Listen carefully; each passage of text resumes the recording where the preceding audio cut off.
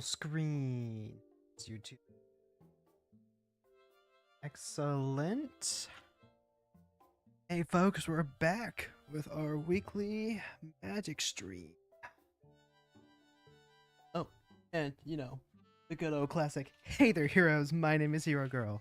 I'm your friendly local neighborhood hero tuber. I'm here to let you know that if I can brew up Lila undefeated slick shot, well then, I'm sure you can.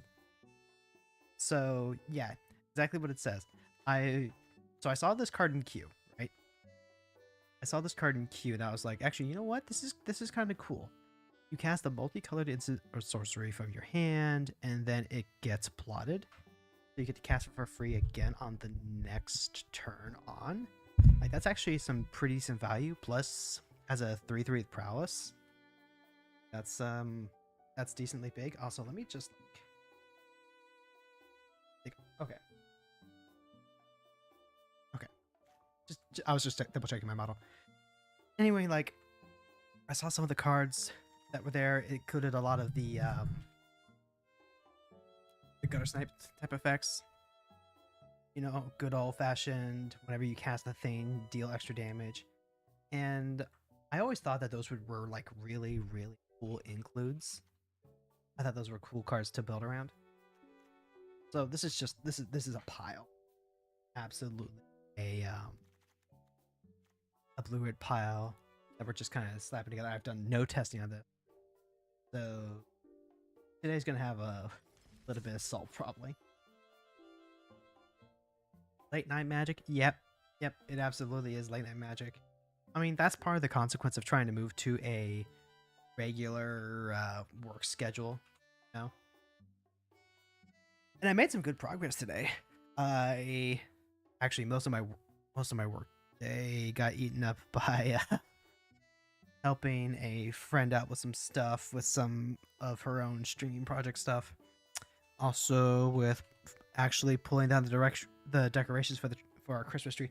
Oh my god, I need to ask my husband to put away the Christmas tree like tonight or yeah, probably tomorrow. Everyone's already settled in. Yeah, I'm not gonna shout across the apartment just to have him pull down the Christmas tree just yet. But Support has arrived. Yo, Lucky, thank you so much for the gifted sub. Hope Alpha Toxin enjoys that gifted subby. Thank you. Much obliged. I know that my streaming schedule is a lot more erratic, inconsistent. Used to be at least you could turn in like every Monday and be sure that Hero Girl would be streaming, but not as much lately. I get that, but I did have to make peace with the fact that, hey, you know what? I am focusing more on being an author and like a long form creator. So I still love streaming. I'm not gonna necessarily stop streaming, but streaming isn't going to be my top priority either. I mean, we're gonna take the Saitama route. It's basically what it is. I am your friendly local neighborhood hero tuber and streamer for fun. Is what this basically amounts to, and I'm okay with that. Like, I'm gonna publish books. I finished outlining my brand new novel. It's gonna be adventure fantasy, following an adventuring party with Power Ranger elements mixed into it, and I'm really excited. I'm really excited to just like have something that I can publish this year. The rough estimate is. Let's see, we've currently got 2 weeks left in January. That should be enough to like come up with a rough draft of the fic that I'm currently working on. So start of February, I'll be working on the actual draft. That'll probably take me about a month if I can consistently like get good strong word count in. It helps that the outlining process I have has already put up a lot of scaffolding around it, like some scenes I've just already written out. So that'll help out a lot. And then by end of March, I would be good to take a break from that, do another small fanfic that I've been wanting to write. And once I get back to the novel proper, I'll go through, I'll start cleaning up some stuff. And at that point, I'll have chapters that are ready to send out to beta readers. And that'll all be happening by April is the plan. So like, it's kind of crazy. It's kind of crazy that I'm gonna have, you know, like a book together again after spending a few years trying to get some Salvation going. Oh god, I finished drafting the original version of Salvation back in 2019, and it took me quite a few months to get that done because I was working on that while I was in the call center office. Between calls, doing that between sending out memos and between title work and stuff like that. So it's been a while since I've finished a book. Like I kept going back and forth on what exactly I wanted to do with Salvation is part of the big problem. I kept hedging, I kept second guessing myself, and I kept trying to like find quick fix solutions to it. And I think what I need to do at this point is to trunk Salvation, which is funny considering that Salvation was originally going to be the trash novel that I wrote to just like teach myself the process of writing a book and, you know, let Salvation lie for a little bit. I've got too many other projects to get hung up on one book specifically. And if I want to bake it as an author, then I need to publish stuff. So hopefully 2025 is the year where I can go ahead and publish my first book. And if I'm lucky, what I would like to do is get the majority of the work on a second book done as well. I'm not going to go for like the big publishing tour or anything like that. I don't have the funds for that. I do not have the funds for that. I'll ask some connections about the means to get some good marketing going, get some good word of mouth going, hopefully. I do plan on doing a Kickstarter type campaign to raise the funds to pay for the cover, to pay for final editing, and we'll see if we can find like some print on demand websites, so that way I don't have to worry as much about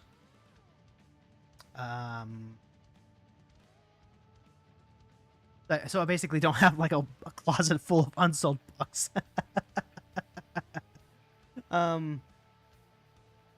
Honestly, what you're probably gonna see is me marketing.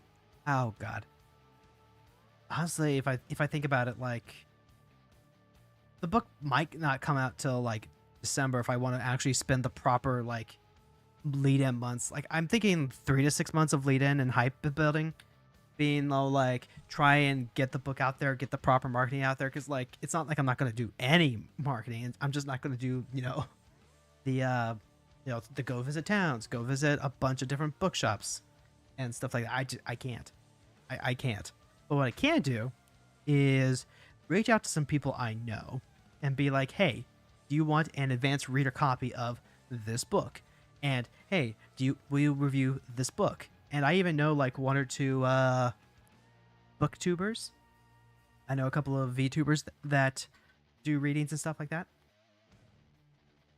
So I will definitely be hitting them up to see if they're interested in ARC copies.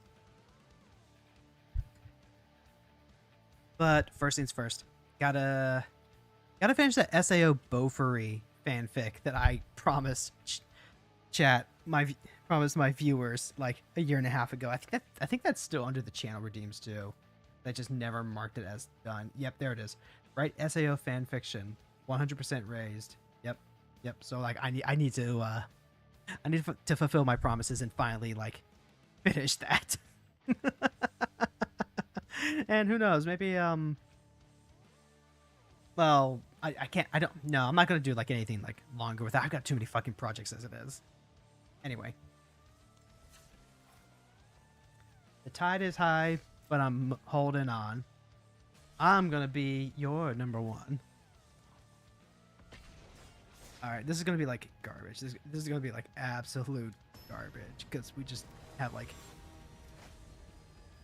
no like actual shelf for this. Erebos. So this is going to be like what? Mono black control with draw? Is this basically going to be Davriel without Davriel? How weak is this? To let's see. It's relatively weak. Time Warp was cool. Flame of Andor is cool, but I'll keep this because we can go turn 1 Surveil Pass. I mean, like, if they take the Invert Polarity, which can steal creatures, then we still get to keep our Time Warp. We still get to keep our Draw 2. It's probably going to be really hard to keep Lila on board, though, so we're going to need to dig. Oh, I probably should have put, like, Snapcaster. No, she doesn't work with Snapcaster because it's only from your hand.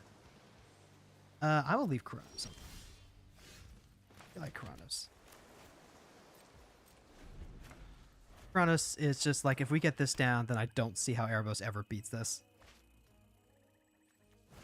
There's the Duress. I'm going to go ahead and just ramp the treasure card out before they get a chance. So they'll see the Time Warp. They'll see Kronos, Flame of Honor, Polarity. We don't get to play Kronos right away, even with the treasure. But, oh, yep, they do take the Time Warp. I am A-okay with that. Okay. I can play Leela. I can see if they kill her. If they don't, which seems incredibly sus. It's probably better just leave this up. I could play. I want to be able to play the Consider to try and find that next land. I would also prefer to have Flame of Anor and Invert Polarity for once she's out, because then she gives us a recast. Gifted Aetherborn. I'm happy to see that. Okay, so let's consider. Spell Chain Scatters. I want to. Fiery Izzet. I will take that. Let's crack this for a basic, I think. For the very simple reason that they are possibly on literally any sort of Winter Moon strat, possibly. You always have to worry about that with monocolor. Now, Kronos deals 3 damage to any target, so can hit Gifted Aetherborn, and is also going to draw us extra cards, so the Thoughtseize is not going to... Underworld Dreams! Oh, no! Oh, that hurts. Alright. Alright, so... let's shoot the Gifted Aetherborn. We are going to lose some extra life for this, though. That is, silly. I want to play Lila with Inverted Polarity out. We were the starting player, so this does not have flash.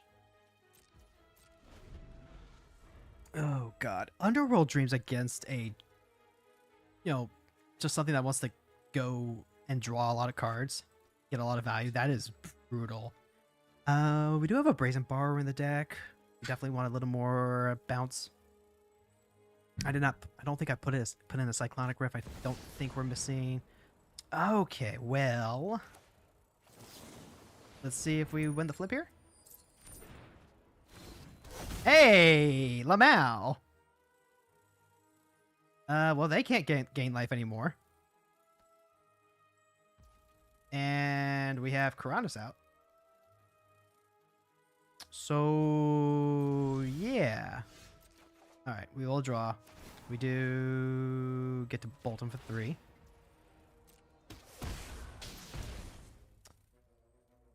Alright.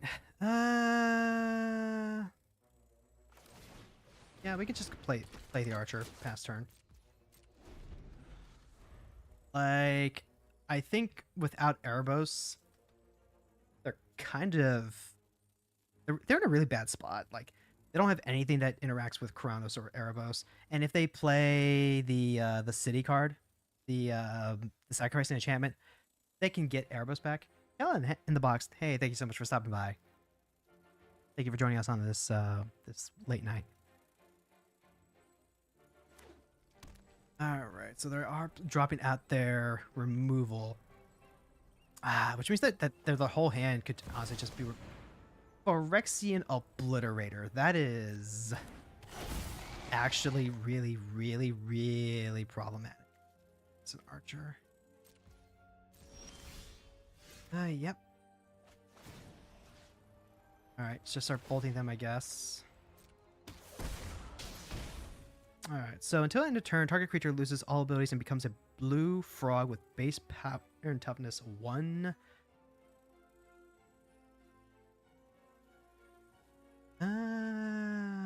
You know what? They're tapped out. Let's just do this now. And then let this otter just get, like, swole. Bonk him for 2, pass the turn. And then let Karanis do his thing, because this archer probably is not living this turn cycle. Like, they know I have a Flame of Anor to, like, draw another 2 cards. Tithing Blade. So we do have to sacrifice the archer.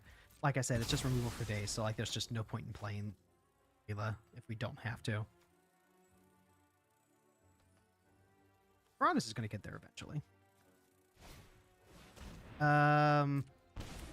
So Eros is they do lose life from that. Okay. So this is going to be a redraw for us. And we do lose another life, but that's fine. They have 1? Okay. This is where things get cool. Because now we can go ahead, play Layla. We can go ahead, do a redraw. You know what? We don't even need to do that like right now. Just pass the turn. So with the Arena of Glory, that does mean that Lila getting the extra damage in becomes much more of a problem. It means that their sorcerer removal is a lot worse since we already got the value out of the attack to speed the clock up. They also just, for whatever reason, decided to feed to Swarm Erebos and forgot that he was indestructible. I'm telling you, invert polarity is like a little fucked up in a format where decks really want to use their commander. Oh, that's Ashiok. Alright. This is what, 5 damage to target creature? Look at the top 2 cards of your library. Exile 1, put the other into your hand. You don't want Ashiok to like stay around forever, but I think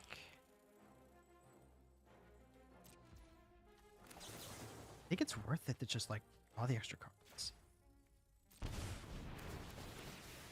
And then like we could potentially like swing in with the otter too. Like I'll take the extra draw. Storm is really, really, really bad right now. Hold on, can we get there? If we do like 3 puts him down to 7, 4, 5, 6. No, not quite. Maybe if we Flame of Anor.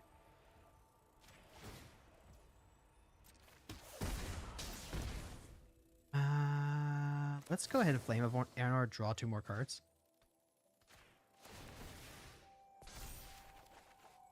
We do it a slick sequence, and this deals 2 damage to any turn. And that's going to be lethal. Unless they have like a Flare of Malice or something.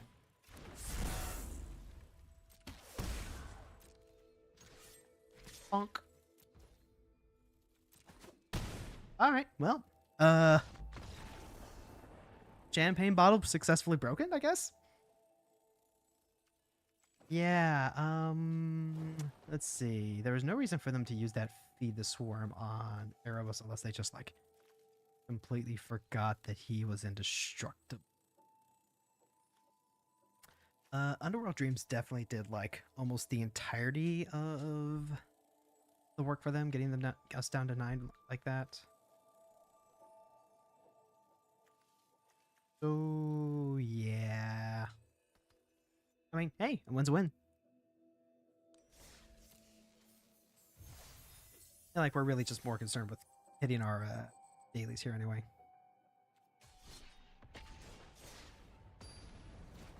Dailies and seeing if we have like another Potential brew here. The Nicol Bolas God Pharaoh. Starting with Karanos is pretty good. Creative Outburst to ramp up the Karanos is good. Karanos is probably what I want to actually build for blue-red. Maybe go with like a blue-red control build. If we can get Karanos down, that is good for us. The opponent's going to go first. If they thought sees us, we lose Karanos. We keep what? Electrostatic field. Oh god. Am I willing to gamble on the fact that they have exactly Thoughtseize or not? I think like if we get Thoughtseize, then this hand just gets exponentially worse. Let's see. Let's go ahead and hit the blue to Delta now. They can try and heist us. Most of the Nicol Bolas decks running around these days are trying to be... draw 2, discard... I don't... It's like a draw 2, but we're just going to have like nothing to discard, and they're not really like a creature deck per se. Yep, it is absolutely just heist. Heist all the way. I would love to be able to use this accident prone apprentice. But let's go ahead and just make them use removal, I guess. Like, exile a non-land card from their library at random. That's really bad because we're already in their colors. And like we're already... Oh wait, no blue? No blue in the first 3 turns. Okay. Fear of ridicule. Okay.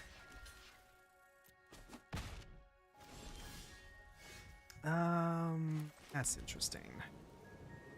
So we have Creative Outburst here. We have a Turn and Burn as well. The Fear of Ridicule is interesting because it does hit like some of our best creatures. I want to do is discard the treasure. So that way we can play, just drop Karanos next turn, which means that this flips into a double striker. We lose our electrostatic field, and then also Fear of Ridicule gets going. I think I'm willing to risk that. It is actually just really, really bad and unfortunate.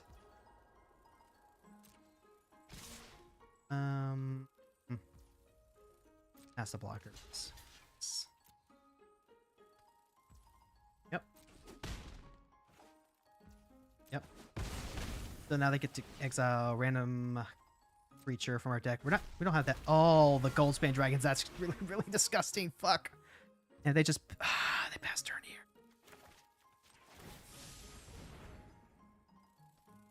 They can stifle this. This is actually really, really bad for us. Rack for another island, I guess.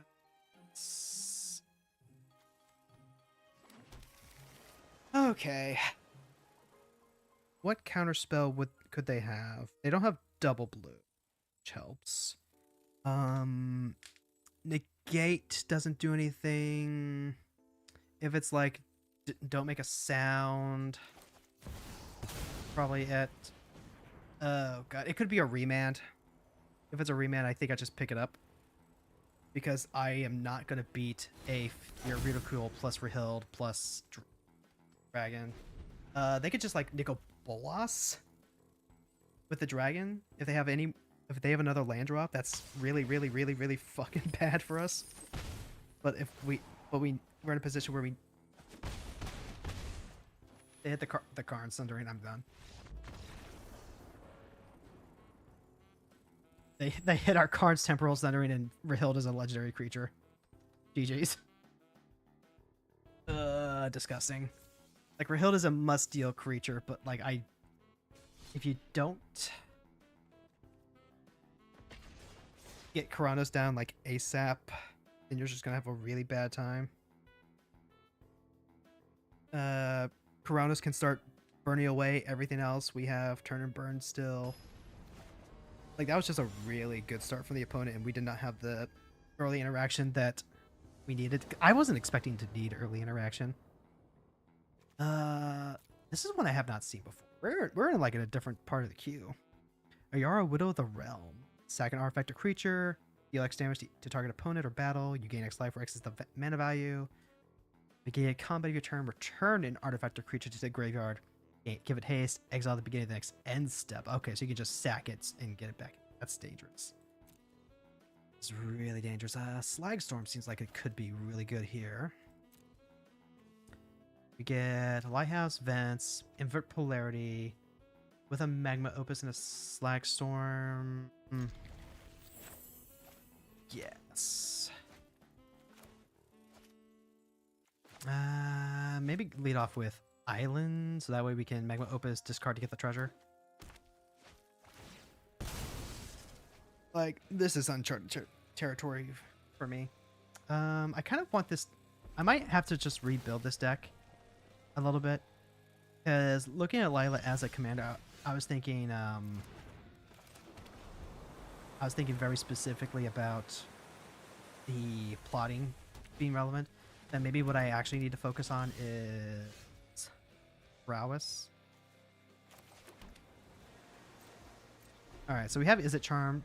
It counters any non-creature, so if what they cast is Ayara, then we're just going to go into Slag Storm instead. If they want to, not Thoughtseize, but maybe set up like a Phyrexian Arena. We do get the treasure. Sweet.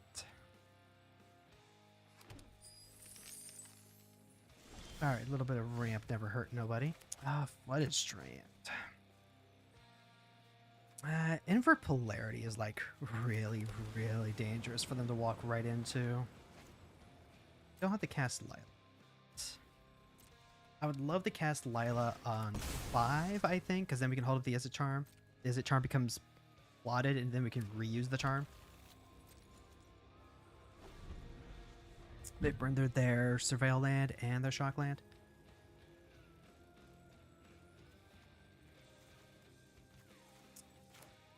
Yeah, I'm starting to think that the deck as I have now might make for a better Corrado shell.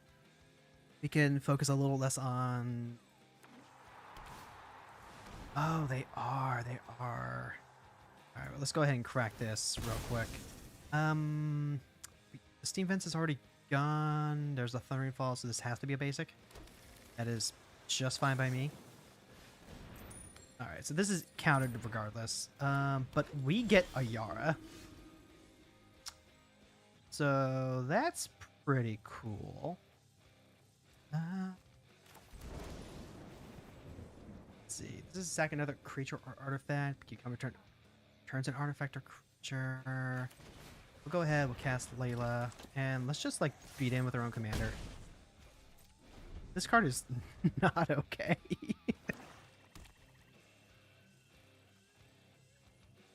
And if they don't, then like we've got Karn's Temporal Sundering next turn. I'm expecting them to have some really cheap mana though. Toxic Deluge. How do I feel about that? That honestly might be worth using as a charm just to make sure they don't like tempo out with anything.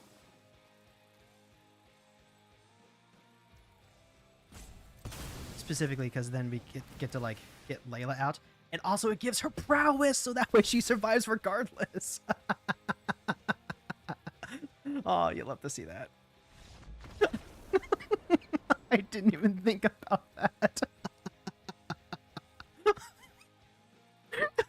Oh, you love to see that. Oh, okay. Okay, you know what? Maybe there's something to this after all.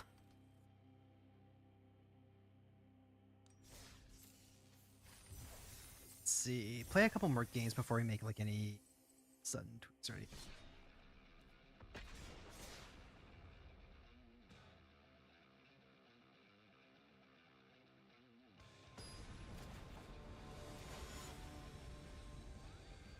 Rudolph Duskbringer. Alright. This one's one of the Jumpstart guys. He's got Death Touch and Lifelink, so that makes him difficult to deal with, but he's at 6 mana. Whenever you gain life, he gains a destruct one to end a turn. At the end of your end step, you can pay 2 when you do return target creature mana value X or less, where X is the amount of life you gained at this turn. I see. Okay, so instant speed life gain. It's gonna be like, what? Bring the light? There's an op, there's a galvanic iteration, there's an otter, and there's plenty of lands. I think the opt probably is keepable. They could be on mono black, or they could just be black white. I feel like black white's probably what they want to be on. This is the kind of card we're going to want to offspring, because this kind of deck is probably going to have like infinite removal. We're not running wash away yet, so that's going to be something I need to add it. Guide of Souls off the bat. That is a strong card. It did get nerfed, so that way, whenever you cast a non-creature spell, you can discard to draw. Is that worth taking a turn off the play? I think it is. Go ahead. Go. Now we can play the Artist Talent. And that'll let us turn all of our extra lands into spells. You can actually drop the Galvanic Iteration. Speaker of the Heavens. Okay, understood. We need to find a Slag Storm immediately. Ill-timed Explosion is kind of like a that's kind of like a Slag Storm. So drop the island. We could discard the Galvanic Iteration. Do this. Maybe. Yeah, let's go ahead and play the Otter. Just as is. We'll leave up the Opt. And this will just keep them from poking at us. Gain some free value. Zoraline.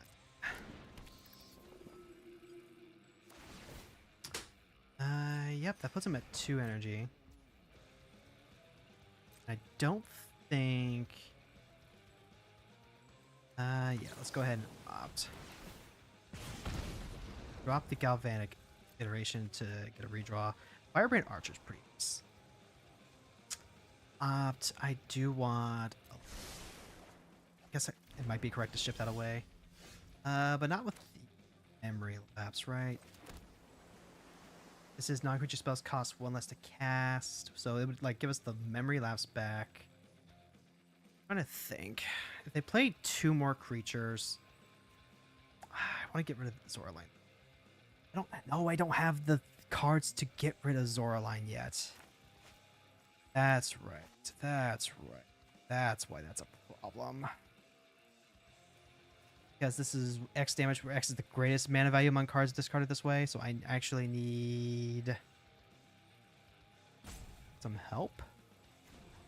Let's go ahead and pump that up. Pass the turn. Zoraline does get to bring stuff back and get the additional life. This is what, 7 or more life? And Essence Chandler is going to get... Because now it's a 3/2. Zoraline attacks. This becomes a 3 power card. Oh, and I had the Memory Lapse right. Of course. They did miss a drop. So that's something.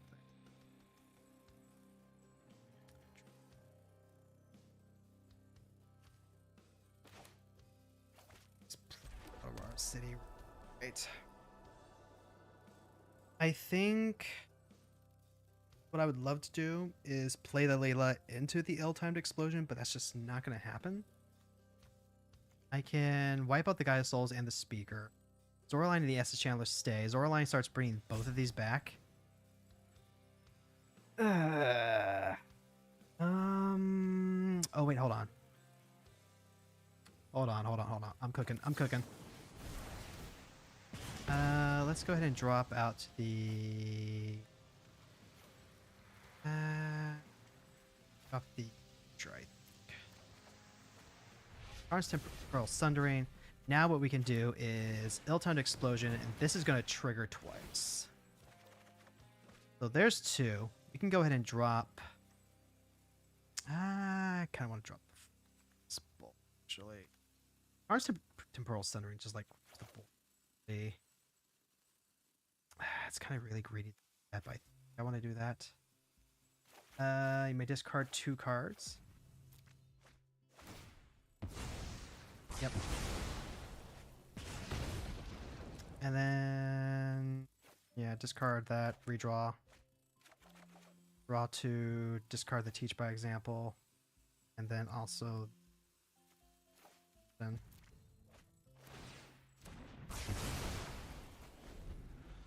right, because it deals damage based on the highest discarded. Oh, there's a reanimate. Now they can pay the 2 to get back whatever they want. Okay. Well, 2 damage to any target. We can get rid of the Guide of Souls, I guess. We can also row. We can row. We can minus. This is tough. They're really struggling up, so like I need to take advantage of that.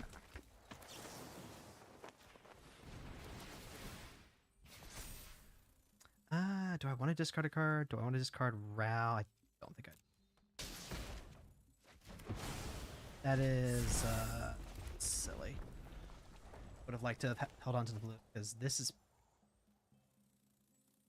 Do they hit? They hit a land. It did not. Okay. So, like, we got there, but partially because the opponent literally drew no way to actually play their cards. And with a sleek sequence, even if Zoraline attacks and manages to get back, like, a Channeler or a Speaker of the Heavens, Slick sequence just murders it. We still have Ral, Karn's Temporal Sundering to bounce Zoraline, plus the tempo from the Memory Lapse. So, like, we got there. Just need to get a little more familiar with some of the options.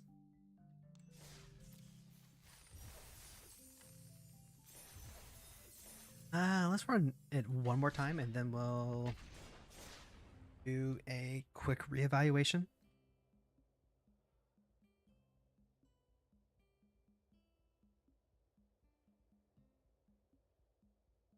It'd be late. It do be. General Crete the Bulk Bringer. Ooh, Gobbies. Son of Ice Frog. That's a great name. I love that name. So we've got Spikefield Hazard, Shove Aside, Lundy Vision, lands with Charm backup. Alright, so like even just like knowing that this is going to be Goblin.deck. It feels like absolute win. The opponent's going to go first. I'll keep this. We're almost definitely going to drop Mountain first since it gives us Shove Aside plus Spikefield. Vision may end up being played as a land. Oh wait, no, we have Spire Bluff Connect. There we go, we got a fast land. Ragavan. Okay, well. This has Flash, but honestly there's just like no reason to not hit the Ragavan now. Shove Aside, having Flash is pretty great for us, which means we could probably just play the... Okay, Javeliner, Green Leader. Honestly, I really appreciate this. Yep. Take the 2 damage. Probably just play Shove Aside, so take this turn, play out the Islet as a tap land. Hold on to Lila until we have 4 lands. Charger. I mean, like, yeah, a bunch of small goblins can absolutely get the job done. First strike enters with a 1 counter if you attack this turn. Wait until we have General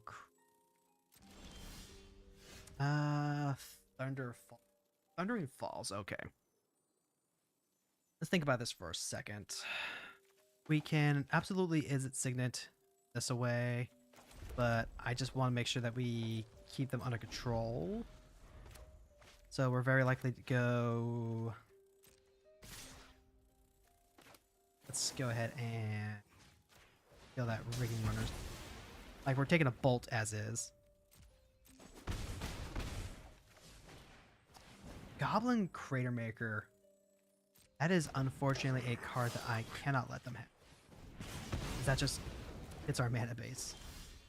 We don't like it when they hit our mana base. There's Thundering Falls. That's a consider. Lead that up.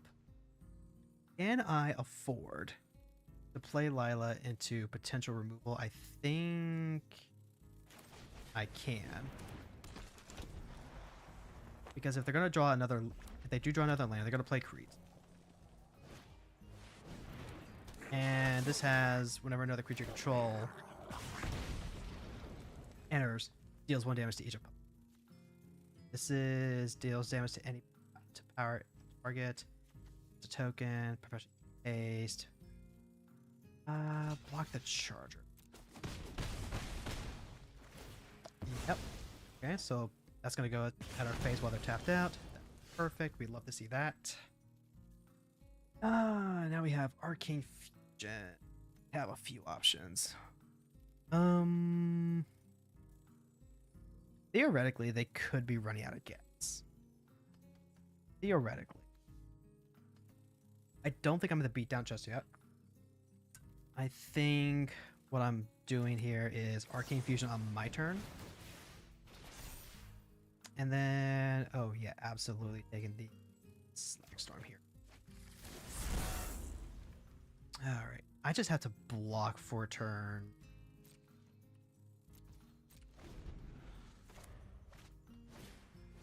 Yep, there's the Goblin Chieftain. I think I lose. Yep. Yep. I was just a turn too slow. Because, like, now I can block a general. I can take 1, 4, 8, 10 exactly. I take exactly 10. Can I? I'm just gonna let him do it. Oh wait, no, wait, hold on. There is one option left. I should have blocked first. Whoops. Pass. Nope. They got there. Like, that's all you need to do. That is all you need to do if you want to play budget goblins. I was just exactly 1 life point. Oh wait, no, I said we fix some stuff here.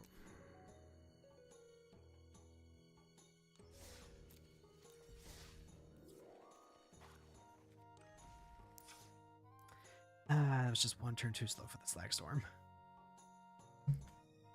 Alright, so how's the deck feel so far?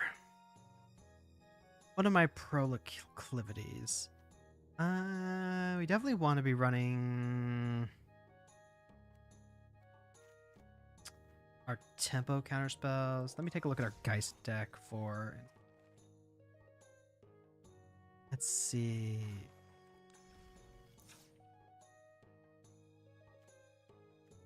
Yeah, that's right. We're not running Rhystic Study. That would actually be a really big boon here. Mystical Dispute is also another really good one.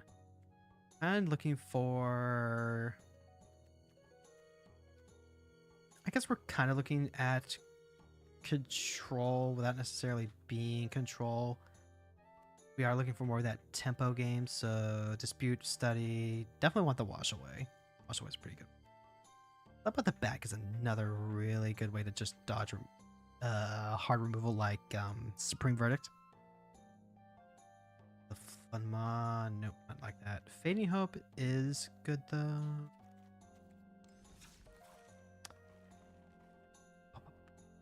Hold on, what do we have that gives trample?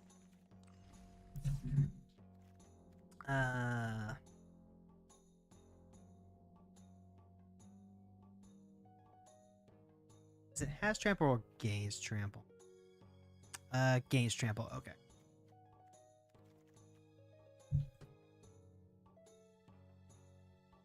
Shadow Spear would probably be like the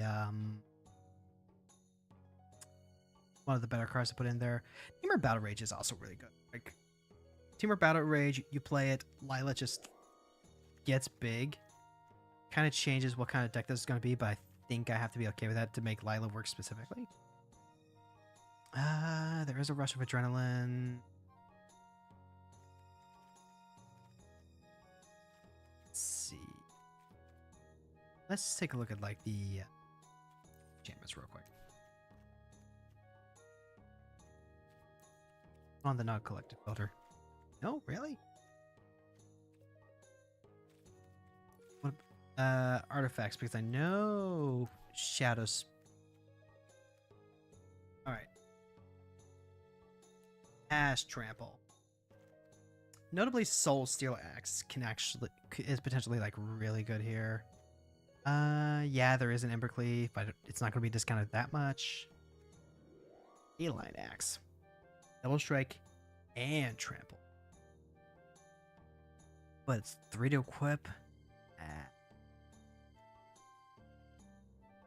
Ramosian Greatsword. Do you want to? I mean, we're not really looking to be like equipment based here. Just kind of like Shadow Spear, like in general. Like the life gain sustain is pretty relevant. It also fights the hexproof and shroud really nicely. Prevents your opponent's control, lose hexproof and indestructible. Yeah, there we go. Just like yield god cards. I think our other options are just instants, right?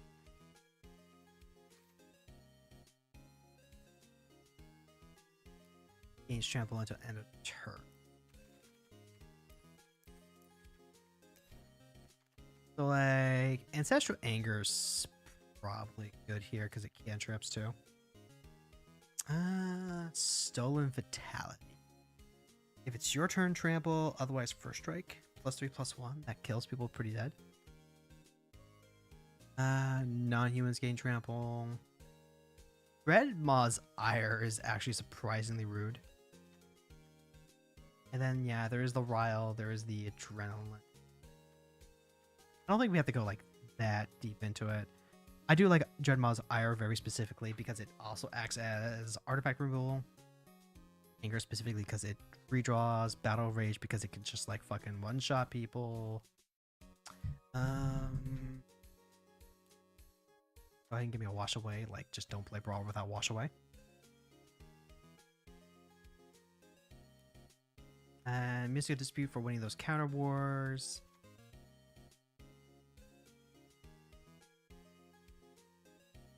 What else are we thinking? The wording on Slag Storm, it's damage to each. I don't think we need to go like full Wrath, but the fact that Lila actually survives a lot of the 3 Wraths just on her own is really freaking cool. So like we can play Brotherhood and play Anger of the Gods. Just like make our early game aggro a little easier. We could Conductive Current might be a little too much though. That's 3 red pips. Also the Pyroclasm 2-bit.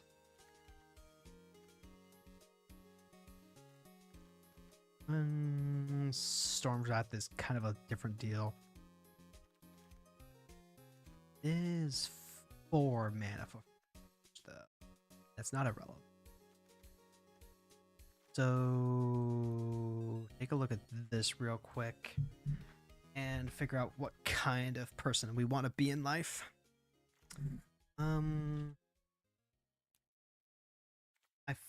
Is this like, are the little peeners too cute? They might be too cute, I think. I feel like kind of similar to the Geist deck, I want to go like super creature light. So like we can keep the accident prone apprentice, the borrower, the crusher giant, the pinnacle monk, cut out the dragon, cut out the dragon, leave in Karanos. It just goes super light on creatures. Virtue of Courage is cool because it helps turn all of the penny stuff into draw and gas. But we also have stuff. The Loin Reveal is really good. I like Turn and Burn here. Sonic Explosion is also nice, although we do have to remember that it is just the greatest value among cards discarded this way. So that is important. Might have been better to just like discard the Karn Sundering and then just take the free draw. Let's see. These are all treasure. This is all actually why I'm not running like any actual like ramp. I'm not running like an Arcane Signet when an Arcane Signet would probably go. Yes. Just doing a think real quick. I did kind of go crazy on adding all of the time warp effects. I am absolutely guilty of that, but at the same time, it's like, well, what do you want from me? Do you want me to play a spell slinger that can not play time warps? I'm sorry, that's just not happening. Like this gives us an extra turn. Like, hey, red already gives us extra combat steps. Why not just take that a step further, draw extra cards? Do I want to play Snapcaster? Whenever you cast it from your hand, exile that spell instead of putting it into your graveyard as resolves. Maybe there's room in this world for spells that add cards back to your hand. That seems reasonable.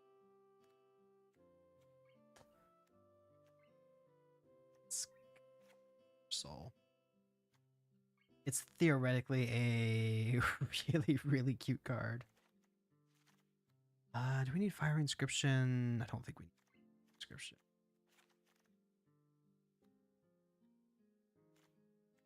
Ral's already kind of in that boat as well, but we're also missing other Rals. Just do not have a lot of Ral Resurrects.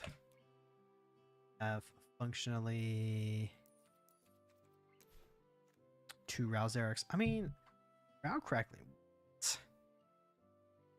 We can play Ral Crackling. Ral Monsoon Mage is a different deal, though. This one's much more of a Storm Commander, and I'm not exactly playing Real Possibilities or Gambits to try and, like, go all in. This really is much more of a control build, I think. Like, I think if the idea is to just, like, win with Lila and then, like, get all the extra value. I don't know. I've got the storm. I've got the storm build. I don't necessarily want to play the storm build.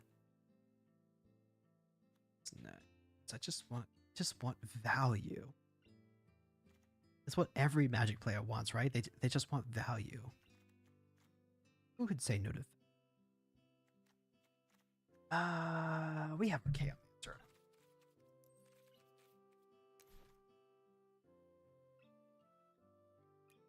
Yeah, we have Archaeomancer here. Archaeomancer worth just...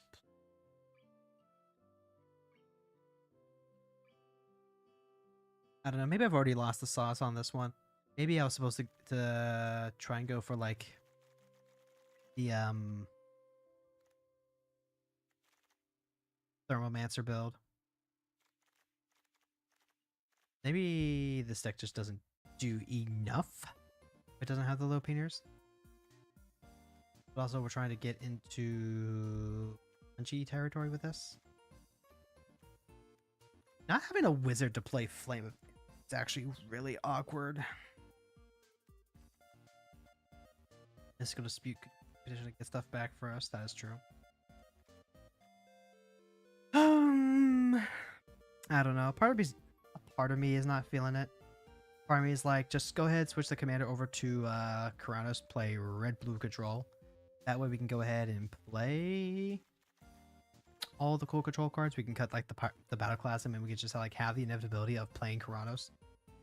You'd probably want to play a little bit more ramp if that's going to be the case. Then you can cut out cards like Ionize, which are just like they're counter spells, but they don't have anything beyond just being like a cancel with a little bit of upside.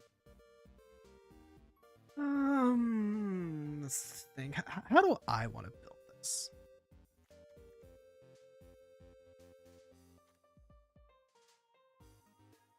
Well, I think I'm probably cutting the Ionize anyway.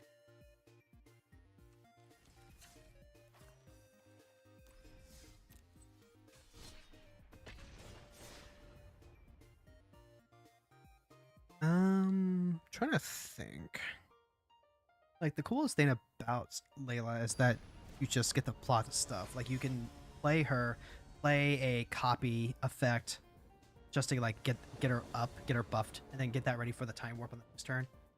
Meanwhile, we're up against Nahiri, Force, and Fury, so we want Virtue of Courage, Miscast. We want that. Flame of Andor deals 5 damage to a creature and it destroys artifacts. That's pretty good. There's tapped unless you control 2 or fewer other lanes. Do I have to worry about turn 1 instants and sorceries? Probably not. No, that's just for the champion. Okay, understood. Okay. So if they're on Boros, there is a chance that they could be playing Blood Boon just to like fuck with people. So let's go ahead and crack this prismatic. We'll grab an island. Where we have at least one card that is a land. We do have timed explosion as well. Currently does 5 damage if we use Virtue of Courage for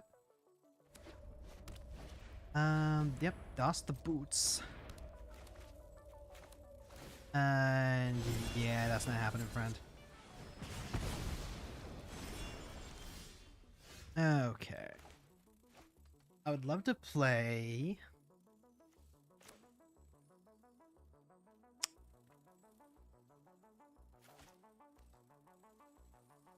Play this on red. And then I'll wait until next turn to play Layla, just so that way we have miscast backup. In the meantime, we can Flame of Anor, potentially draw a couple of cards, potentially like destroy their Swift of Boots. Iron Crag, okay. Here he probably come down next turn. And to build a kite. Here he's definitely coming. Boots with the fur. I don't think I care about. Now we're in a tricky spot because here he gets equipped with the kite. No, she can't. That costs too much. Yeah, that would cost what?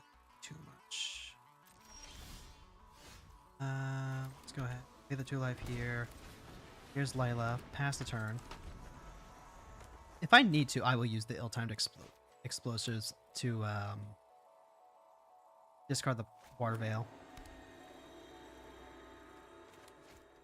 But I'm really trying to see if like we can get the full value on the Flame of Anor. Like it's a greedy play. It is a really greedy play.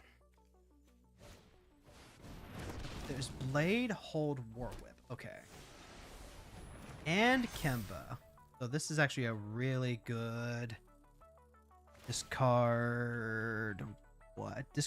Discard Flame of Anor, maybe? I guess that's not outside the question. Like, it's 3.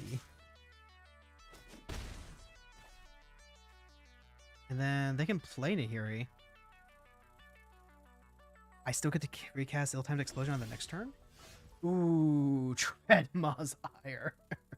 If I draw like another land, that's really good. Am I willing to drop the Anor? Kind of think I have to be. The alternative is that I go ahead, I swing in, they block with the double striker. I can Ire, go up to being a 6/6, and that trades rather than doing anything else. I think I just have to ill-time explosive here and be okay with losing the Flame of Anor. I have to discard exactly 2 cards. I would like to hold on to this, but I don't think I have that available. Let's just go ahead and wipe them out. And then... yeah, let's go ahead and Ire here. I want to get rid of that War Whip, like, ASAP. Like, the boots are bad. Don't get me wrong, the boots are absolutely bad, but with the ill-timed explosive, probably fine. I don't know. That's a lot to equip. We get rid of, like, the boots, then we have nothing else to worry about. There's no haste, there's no kickback. Like, they can go ahead, they can put double strike on here. I'm just gonna... or, no, I'm gonna blow up the War Whip. The War Whip just makes it so much harder to attack in. Like, boots here for 5 is, like, absolutely brutal. Oh, right, I forgot that she gets a redraw and attack. Okay. Oh well. They must be done with me. Now it is worth noting that I can go ahead, play the land, and then part the water veil to get an extra redraw out of that anyway. I don't know. I can also just like ill-timed explosion after I Virtue of Courage, right? I can Virtue of Courage, go to 4, 5, 6. 4, 5, 6. Play ill-timed explosive, go to 7. Kill Nahiri, go in.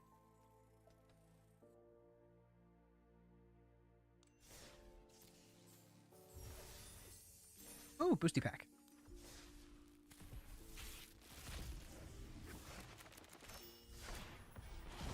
High Fate Trickster. Snappy probably isn't.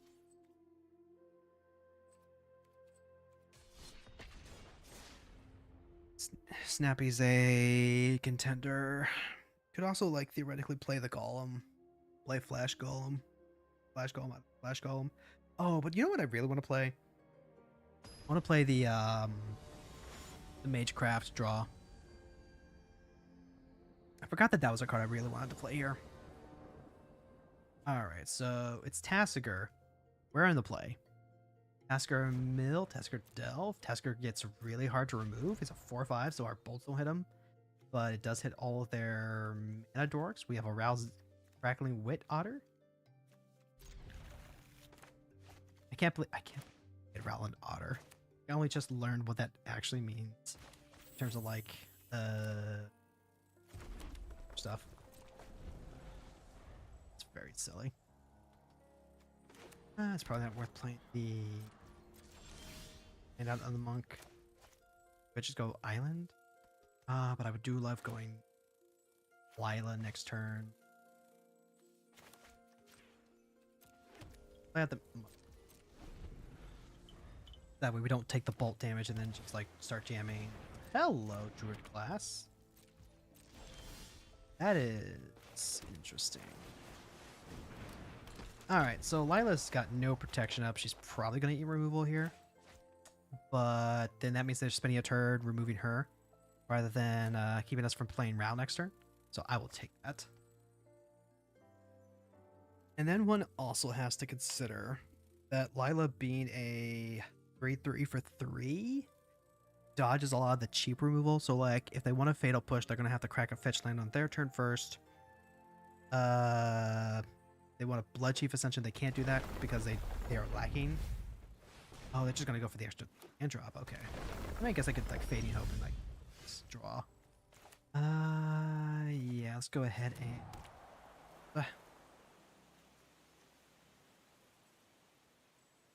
draw 3, discard 2. No, let's just like make more Otter.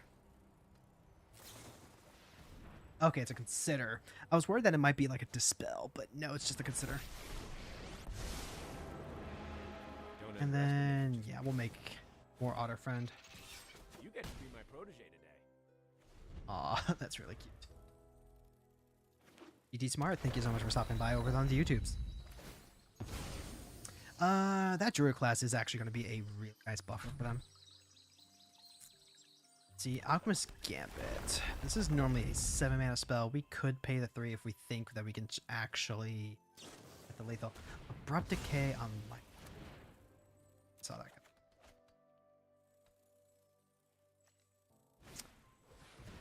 Compass. Well, what is this? This is pay 3, search for a basic. Put in your hand, and if you control 7 or more, it transforms into a Maze of Ith.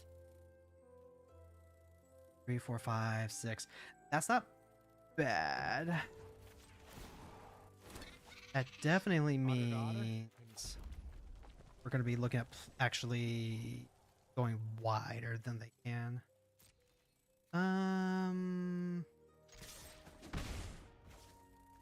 This is they get 2. Like, I could Brotherhood end it now. So I'm going to play Lila instead because that's more pressure. I don't know. Like, they can pay the 3, play the Compass, get the extra land drop. They do get the Maze's End. That's a problem. And beginning of the end step, yep. Okay, so they do get the mazes in.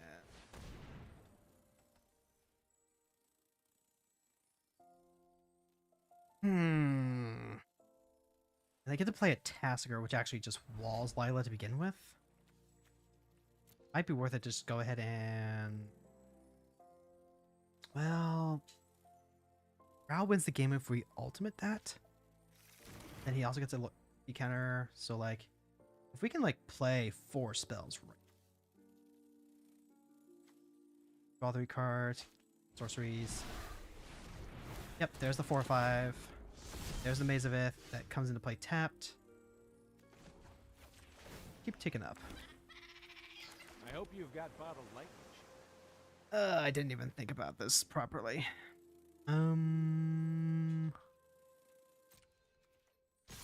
Yeah, just go ahead and swing with everything. Like, they're not gonna block with Tasker. Oh my god, they're blocked with Tasker? I mean, I guess that works. Another genius idea, Probably not my best look, actually, now that I think about it. Like, now Lila costs 7. We can ill-timed explosion and Brother's End, potentially. Oh, I forgot to put in the Rhystic Study. And there's the Charm. This is what, 7 mana? I'm close. But if they're playing Sultai, then that's a very strong chance they have just like removal that they're holding on for Rattle. Let's cast an Izzet Charm. Damage to any creature. Let's get a draw 2 on here, and I will not pay the 1. You get the extra draw. You can still choose to counter. Well, gotta work with what's available. Anger of the Gods and Brotherhood End. It's a little much. Got 1 card and drop. Love to get this going. Cast the ill-timed explosion on the next card, so drop both of those. Go ahead and cast the ill-timed explosion. See what their response is. I will put the 1 here. Oh yeah, plan's coming together. And then mana drain, so they do get the mana next turn. Okay. New hypothesis. Well, this was wasted time.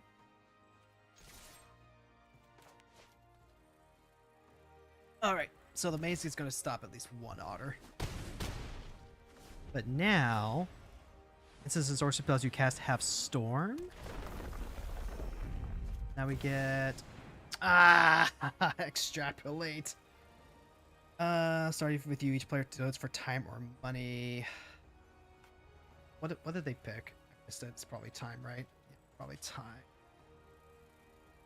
For each money vote, choose a permanent owned by the voter and gain control of it. I guess they get to just like take my island, and they get an extra turn. Like this is that. Oh god, that's. Oh, why is that on a rate? All right. Well, sure as hell not giving them an extra turn. And we still have like 6 cards in here, so this is still like a 3-cost card. This is a 7 cost, so we are not going to be able to cast Alchemist Gambit soon. Maybe a Braid targeting something?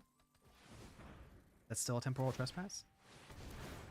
That's a... Yep, that's a 10-10. Oh, God. Block this because they might just have the removal. Yeah, because if they have removal, then we're taking 20. Tezzeret's Wreck-It. Okay, this is where we get to feel like we're in this game to begin with. Oh god, yep, there's the duress to get rid of the temporal trespass. The invert polarity, I wouldn't worry about that too much. Not gonna get to play the gambit really. Yep. Okay, so now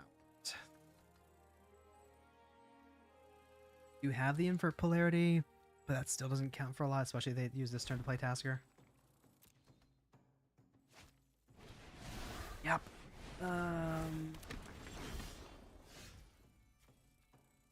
So let's think about this for a second. The Abrade does nothing. The Gambit does nothing. Like, we get to take the extra turn, but we don't get to really, like, with that.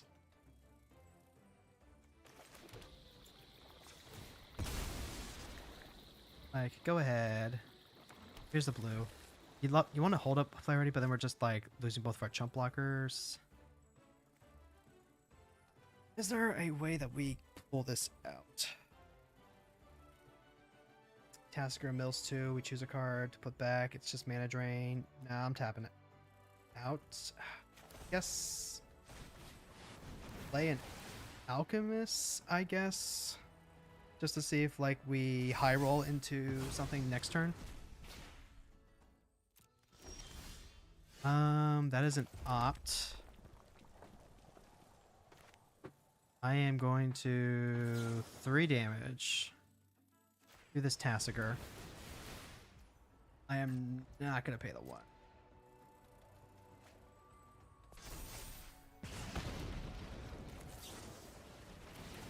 Storm count 2, I guess.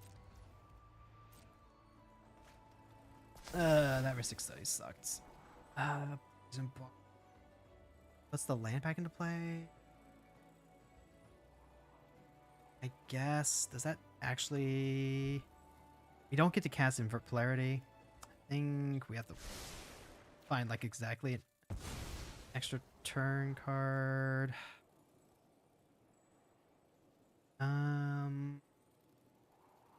Let's just draw like a couple of extra cards, but still not. Alright. Is there a time warp in our future? There is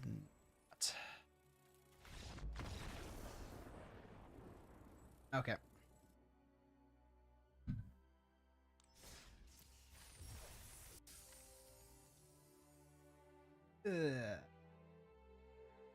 Oh, that match specifically sucked. But is what it is, I guess. Double each creature's power until end of turn. That's kind of really funny with this kind of this sort of deck. Like, maybe the correct play is to like go all in on like the burst turn. Do like the whole Teamer Battle Rage double strikey stuff. Like, that's probably not bad. Probably not incorrect. Just do that. Play this as super aggro draw. The time warps probably don't have a place in that. Make this like a lean, almost combo aggro, I want to say.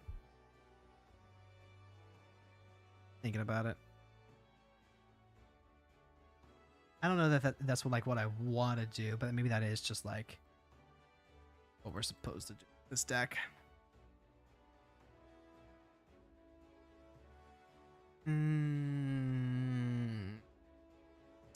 Without the trample, she gets blocked a lot. I don't know. Let's put this deck on ice for a bit. We've cleared out our dailies. Ooh. Let's go ahead and return to some of the other projects we have going. Like, we do have No Rares Marchesa. We do have No Rares Marchesa going on. I do want to play some more with Farika and get Farika ironed out.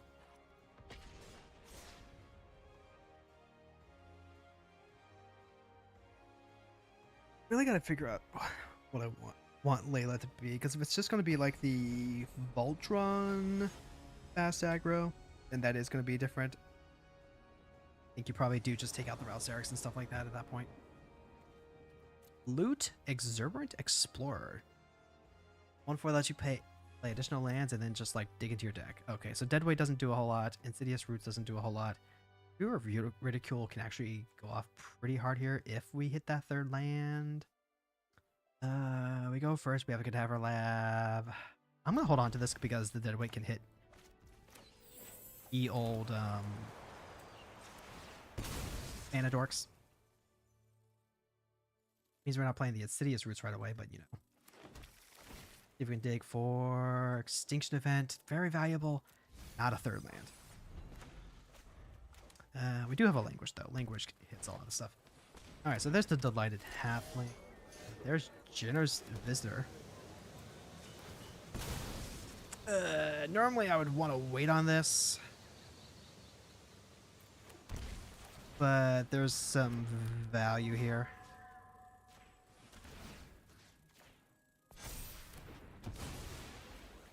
Alright, so now we have a 2-2. And as long as we hit, like, some sort of, land. No, you're killing me, Smalls. Alright, whenever one of more creatures you control leave your graveyard, you make a plant. I think I want to start stacking the enchantment specifically so we can make a visitor that just punches through everything.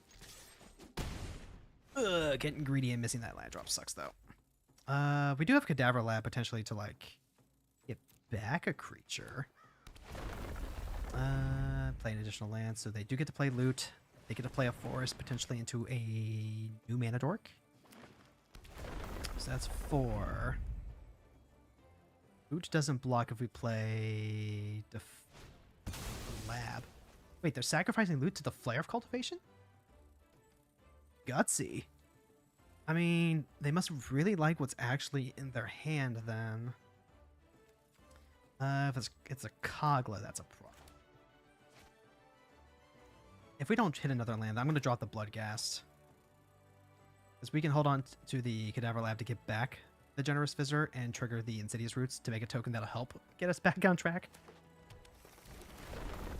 Yep. Oh, thank God. Let's see. Let's grab basic forest here. And yeah, let's get that Fear of Ridicule out. Now, even if they do play a Kogla and fight the Fear of Ridicule, we can still get it back. You can even like try and punch it in with the Generous Visitor first. That's an option. We can also just play Farika. No, they're gonna play Loot. Interesting. Going crazy is a... I can play this land, play the Crypt, start getting some more tokens that way. Is it worth it to get the Bloodghast going? I don't think it is. Kind of want to see what I get off the Fear of Ridicule, unless they happen to have a Naturalize effect, which would suck. Languish potentially becomes an option. I would love to keep out the Fear of Ridicule if that's the case. We can Languish now, in fact. Is that greedy of me? That might be greedy of me. Like, maybe I'm... but they can just replay the loot, and I, like... so put out by that. Alright. Let's just go ahead. Go punchies. They can't block the Fear of Ridicule. They might have not realized that. We get Bristly Bill. So, that's really nice. We drop the Bloodghast now. No, let's drop it for Rika now. But I think what I want to do is start beefing up this here. And then no creatures. So we'll just hold on to the lab. Ideally, we can also just like play the Defiled Crypt as is, which I might end up doing, if only because it'll help trigger the visitor again, make the Ridicule a little bigger. All right, so they're taking a turn to play the Spring Bloom Druid. Looted costs 6 to activate. If we hit another land, Bristly Bill pumps up the ridicule beyond what language is going to deal with. Means that ridicule also takes loot out in combat.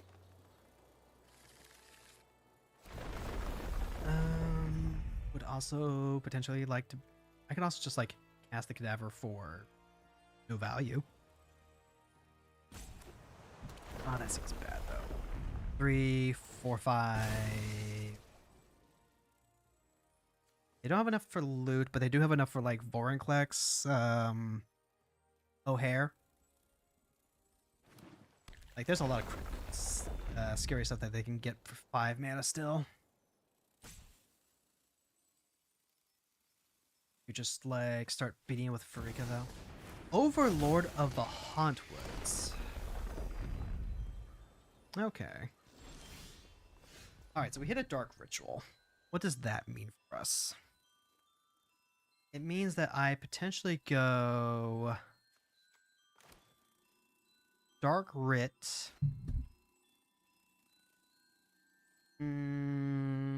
Still want that language though. I'm trying to think about this in terms of like the greediest play I can make. I can just like play. I can use the Dark Writ, play the Defiled Crypt, right? Make it so that way Fear of Ridicule trades a little better. Probably don't hate that. This does mean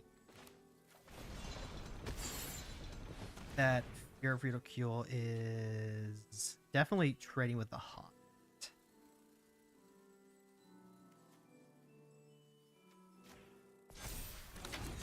I mean, like, the important thing is that loot just, like, does not go away. Let's attack with Bristly Bill, too. I don't think there's any reason for us not to. Because then we still get a creature. Yeah, you can't block Bill and Ridicule, unfortunately. So they're gonna triple block Bill, perhaps? Okay. Okay, I can dig it. Hold on, is this a plant? This is a plant. Oh god, if I had like a creature in graveyard, this would actually like pop up. Yeah, let's just go with this. Make them lose the Druid then. Remember that Farika's also like doing stuff, so maybe that wasn't even necessary to begin with. Yeah, I guess if Farika has Menace, then there was just no reason. I could have just swum with Bill and Farika and let the Ridicule lie. They are going to have loot off the top. And they have the walk-in closets. They can play lands from their groups. And then what's the other side of that? When you unlock the store, you may cast spells from your graveyard this turn. Okay, so it's a Yawgmoth's Will for 5 mana. Nothing spectacular yet, but loot can actually just start going crazy now.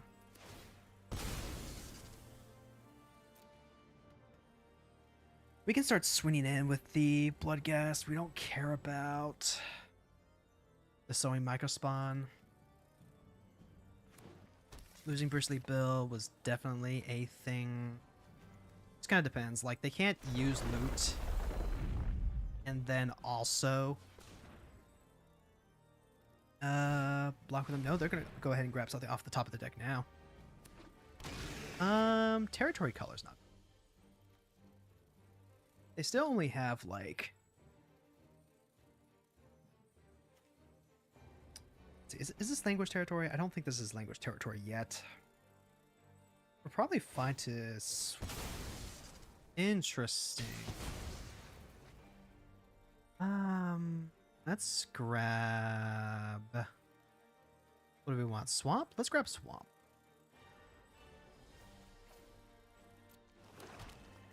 Like, if their plan is to just like recycle Field of Ruin and take me off lands, that's not gonna. They do get to trigger landfall, so I guess that's the end goal here. Try and find like another creature. Yeah. Try and find more creatures to block. They do get an additional land drop. Territory color gets extra looks. So they are popping off. And this is a scenario where I'm going to start swinging in with the Generous Visitor 2.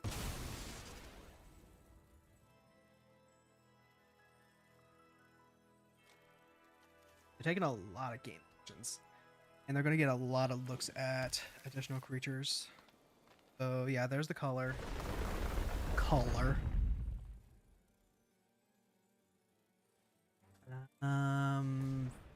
see. Put it, if it's a creature card, put it in your hand. If you don't, you may put it into your graveyard. Okay.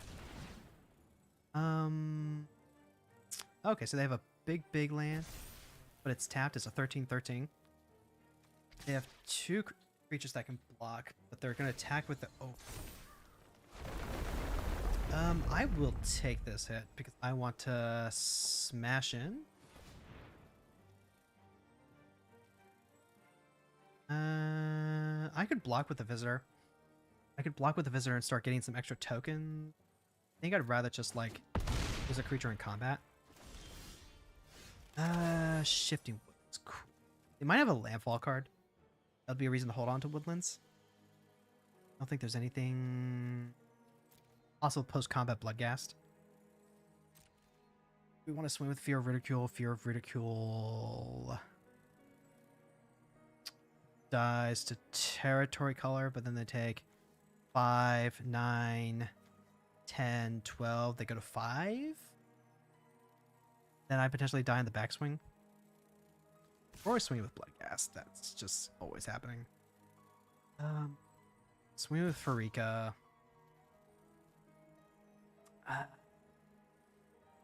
Can leave back the Fear to block. Leave back the Generous Visitor. Like, this way I always connect in with something. You know what? I kind of want more creature in the... Let's go ahead and swing with it. This way they lose Cobra Commander. Yeah, I will gladly trade here.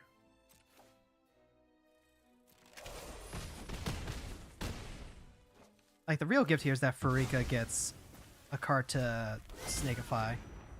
Oh, we get Pock. Isn't that cute? Oh, that's really, really cute. I kind of like that. We can Languish. Languish, get rid of the color. Does not get rid of the snow-covered forest. Gets rid of loot for a turn. Means they can't dig as hard. They have 2 creatures out. What do I lose? I lose Bloodghast and... That's kind of it. I think I'm fine with that.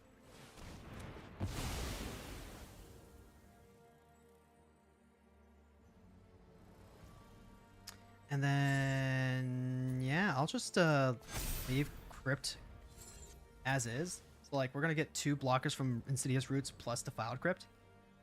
And if they try and do anything to... okay, so they are going to go ahead and Yawgmoth this turn. Well, I can't say that's entirely... Can't say that's not unexpected. You know, it's not fantastic for them.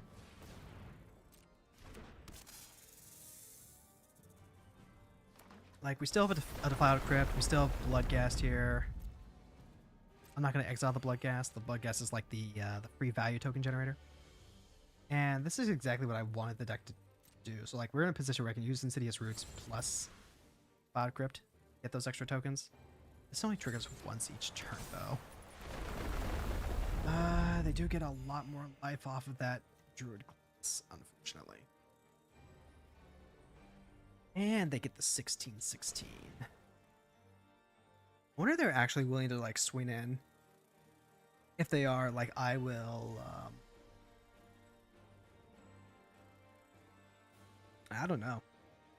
Does this make enchantment zombies? 2/2 horror enchantment creatures? Yeah, it does. Okay. That's actually, okay, that's actually, that's actually not bad with the Fear of Ridicule. Alright, so there's your Spring Bloom Druid. Let's get you some extra life. More importantly, it gives them extra blockers. So right now the Fear of Ridicule is actually doing a massive amount of work. 15 Woodland still doesn't have like a good... So if we draw like a an Eidolon off the top, then I think we really start popping off. Fortunately, right now we're just kind of waiting. Just okay. Tireless Tracker could be a pain. They have so many lands. They have so many ways to recycle their lands. And that's a really strong way to just like refill. They can still play... Oh, Spelunking's a good one for them. It's a problem for us. Tireless Tracker. Now, notably, because of the Forgotten Cellar effect, they are losing their fetch lands forever. They still have Field of Ruin. That's kind of like a fetch land. Yep. All that life gain. If I had a mythic wild card, I can make an Erebos. If you're trying to, I'm trying to make like some mono green decks work lately. Okay, so they are going to go ahead and cast the Flare of Cultivation, sacrificing the Spring Bloom Druid. Okay, so this is a star value. CDA. And they've had how many looks out territory color and just have not like drawn creatures? Like, that's actually kind of amazing. It's really lucky for us. All right, so there's that Tireless Tracker that they probably should have played beforehand so they can get all the extra clues. Sylvan Safekeeper. That's going to make removal a little hard. I don't... Oh my god, are they actually going to swing it? They are. Let's let these effects resolve, I guess. I am just going to like take out that 1919 Forest. Because that is the biggest thing. Bar none. Then we can even use the plant to chump the Hauntwoods there. What are they? Honestly, a deck like this, they probably have like an Emrakul or something. If they have that, then I don't know what to say.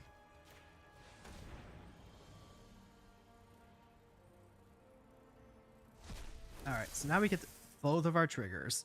Everything this deck was built around. Trade with that. Chump that. They have 4 creatures. We have 1, 2 blockers. Goodbye, Forest. Hardly need. Parallel lives.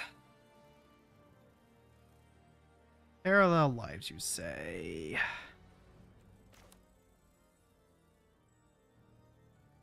I can get back the Fear of Ridicule with the Defiled Crypt. So I'm going to go ahead and swing in with it.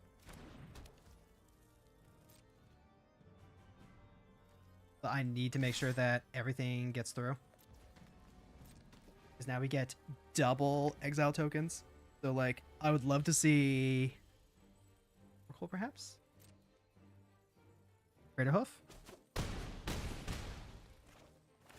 Alright, we get 2 tokens. And we get 2 Flourishing Bloomkin. It's 1/1 for each forest you control. When it's turned up, you get to do some stuff, so it's not really like anything important. I will exile the Bloodghast if I have to.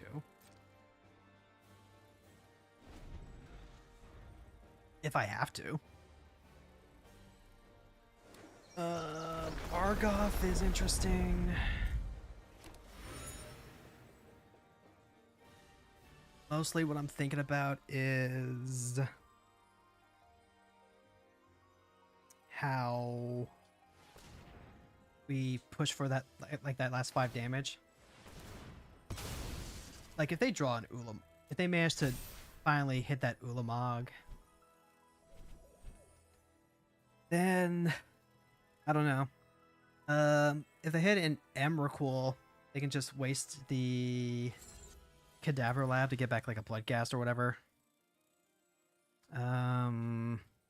They can crash the Fear of Ridicule. Bushwhacking. Bushwhacking, is that worth me spending something mana to make an extra one? I don't think it is. This makes it you know what? I'll do it. I'll do it. Just so that way they can't like swing in. Like I don't like losing my Bloodghast for something like this. But can't argue with this.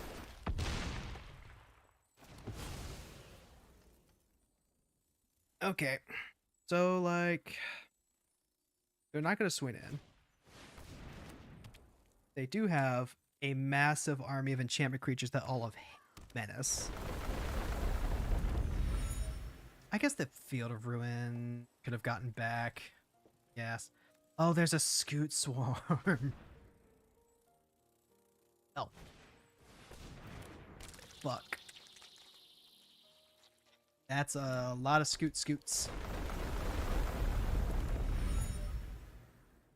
Alright, so they can crack the field. Plaza works.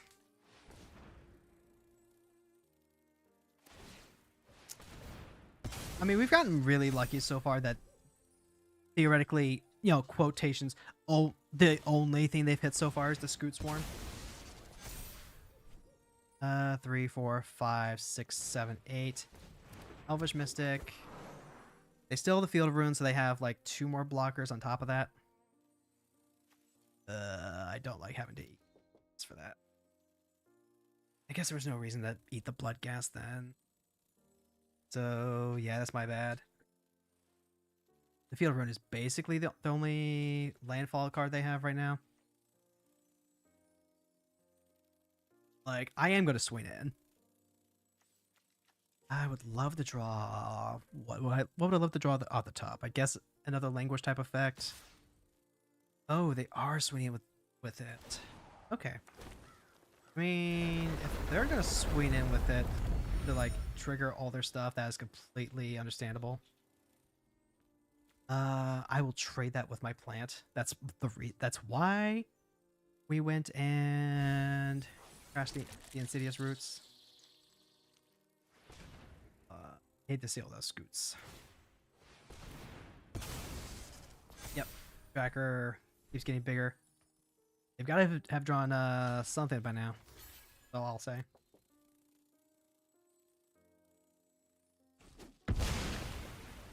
Yeah, 4 or 5 everywhere tokens. That's a Bitter Blossom. Bitter Blossom helps out long term, but not immediately. I think we just turn cards sideways. Yeah, let's just turn everything.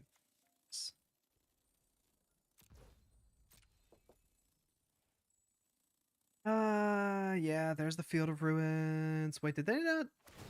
Okay, yeah, they absolutely have mana.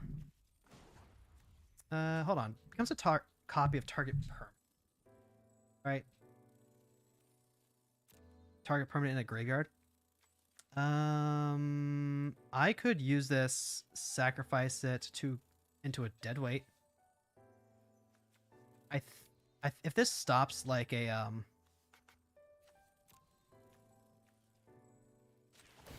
if this stops it from like activating, or why didn't it tap itself?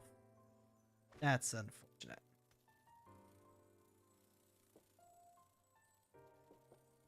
That is really bad because now I can't even play the Bitter Blossom.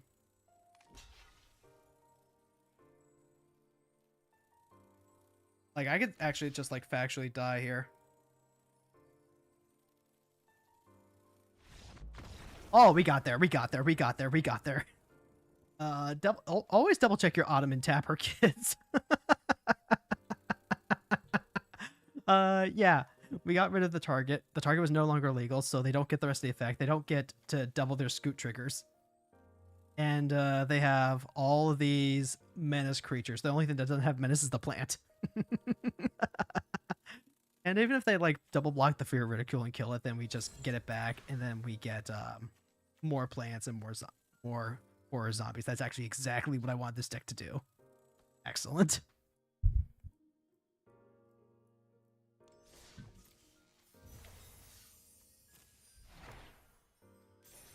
I love to see it.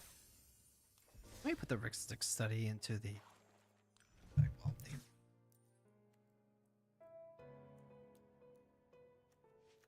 So I'll knock it down a peg. Solitary defense is interesting. Is a vigilance, war 2. Like, if we want to go like full guys, that's probably. Yeah, I understand that's not like a full 100. By the way, midweek magic this week is more Vig.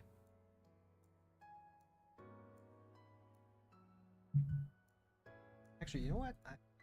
Just now. Who is current?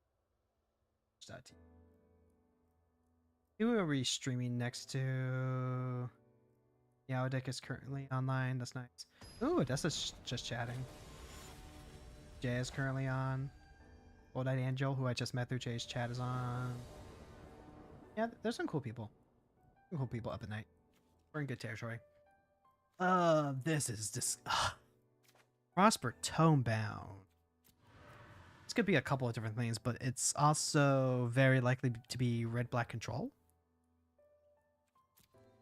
So if that ends up being the case, then this works out fine. And let's it's very strong, very hard to deal with. We've got the double green we need. We just drew the black we wanted. Go ahead and play the forest to start with. We want to go Gallagher's Magmatic Channeler.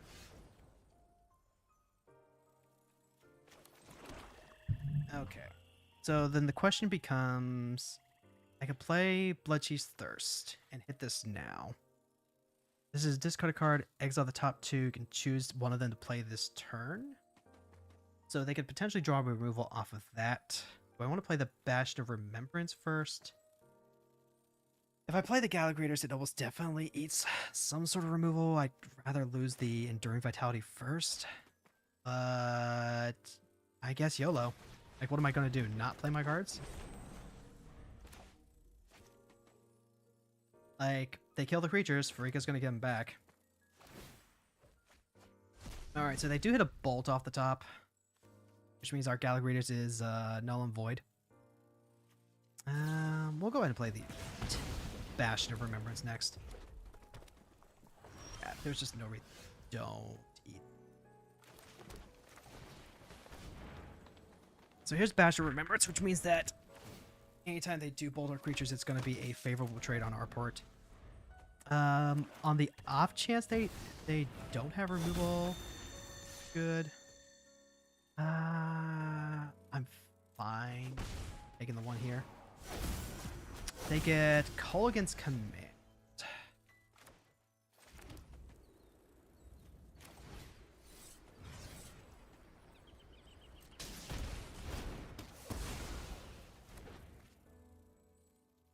And then bop them back. We're not going to block with the token. Might as well swing in. We can Myers Grass to get rid of the Chandler too. We can even double spell with Shigeki, but her Vitality is also nice. We can play Farika, and they're not going to have a lot of answers to her. They're likely to cast the Culligan's Command because that's just 3 value. Okay, so yeah, they're going to shoot the token. They're going to make us discard a card. This is a 1/4, so Myers Grabs does not kill it. I do want to kill the Chandler next turn. Vitality's... How good is the vitality right now compared to, like, say, Shigeki?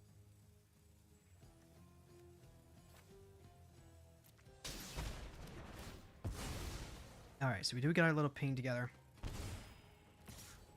They're gonna hit us instead of using that ability. All the ring. All the ring gets pretty good with Rika. Go ahead and get that started, I guess. It does mean that they can play Prosper this turn if they have another land drop. Or if they just have a fucking Goldspan Dragon. Okay. That's life. Let's see. There's the Grave Pit. Can't play the Grave Pit. So what do we do? That's almost certainly eats removal. I'd love to get Farika online.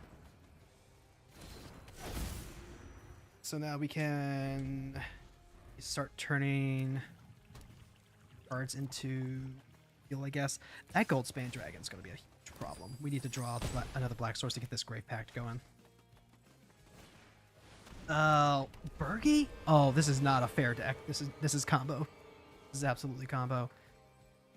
Like, maybe they're playing the Harnfell specifically for some extra draw, but not likely. We're gonna be cutting this like really. I would love to play the Grave Pact first, so that way we can actually deal with the cards. Take 7, go to 6, take another 4 from the Goldspan Dragon, go down to 2. That doesn't seem good though.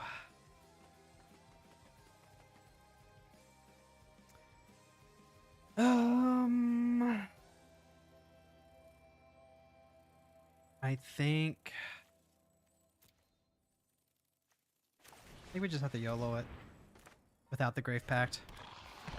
Like, it sucks, but I just don't think we have the time.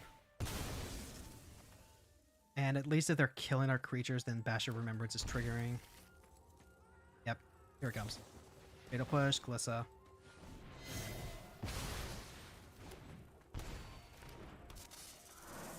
Want to get the Grave Pact up, but that Goldspan Dragon just has too much of a clock on us. I will set an upkeep stop, so that way Farika can exile during Vitality Prop.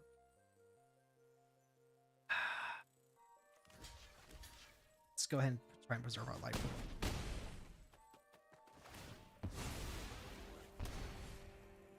Because we're going to need that for Call of the Ring here. We need the drawer out. Possibility Storm. Okay, well, Grave Pact is now potentially a Wrath, so I will take that. All right, let's go ahead and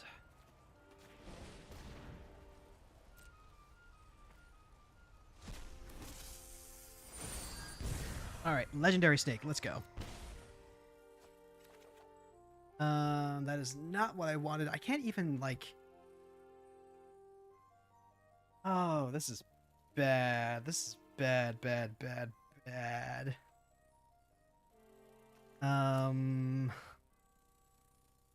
Because now they killed my snake with that. They get a swing in for 7, 8. I think we're just dead. I think we got. Bitter Blossom does not help.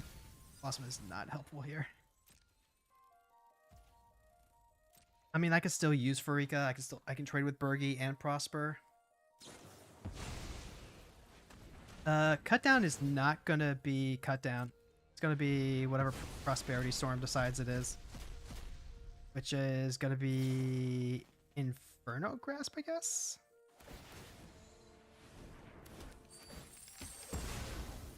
We're still in it because of the Bastion of Remembrance.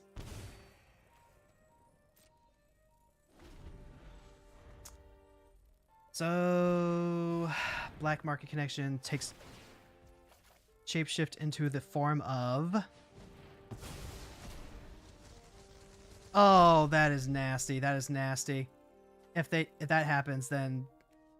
Let's see. Until the exile card that shares a card type with. Okay. And there's bank job. Okay, we are actually just... that possibility storm is too strong. And an oppression. Oh, God. Well, Farika can do something, I guess. This is, Alright.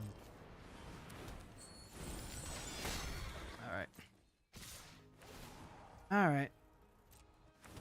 Let's go ahead and... what do we eat? Probably... Yeki.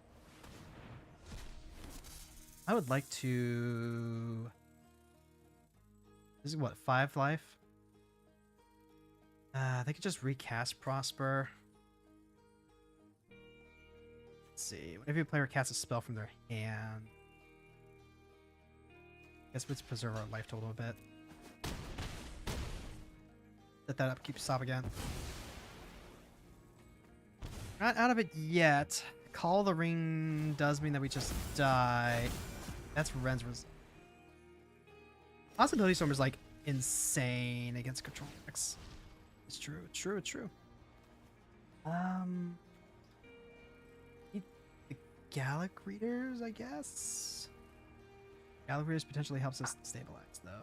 So does Gliss. I think Gallic Readers probably helps out more.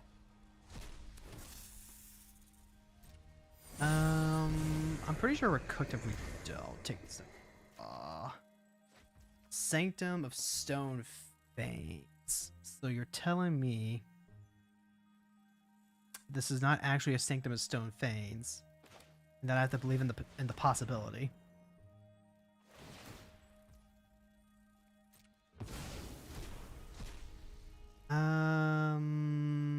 Well, this doesn't actually like do what I want it to do.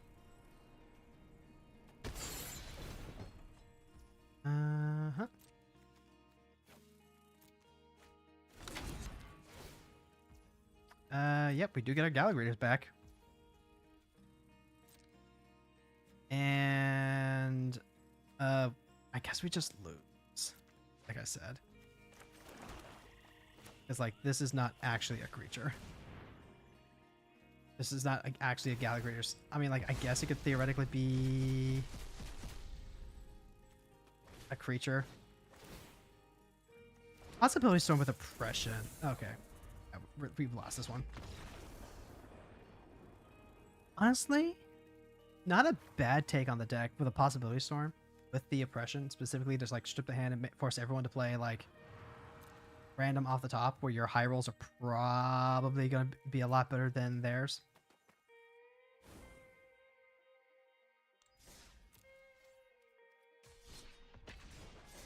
Probably could have played that one a little tighter. Probably could have, I don't think waiting to play the Gallic Readers until after I had the Bastion out would have made that much of a difference. Nashi, Illusion, and Gadgeteer. This is another one that's going to be, like, really hard for us to actually do. Because Nashi has Flash and gives whatever he grabs Flash, it's really hard to actually, like, keep tempo with him. And also because they get to secretly just choose a card, it means that if they have a creature that they can abuse, I don't get a chance to really, like, respond to it beforehand to interrupt it, so it's just difficult. And then if they're on any sort of Sultai control, also fucked there. We can try this. I don't think this is quite what we want, but we do have some options. If they play like a Delighted Halfling, we have Gift of the Fanes. If they don't decide to build out the board, we have Birds of Paradise to lead into turn 2 Glissa.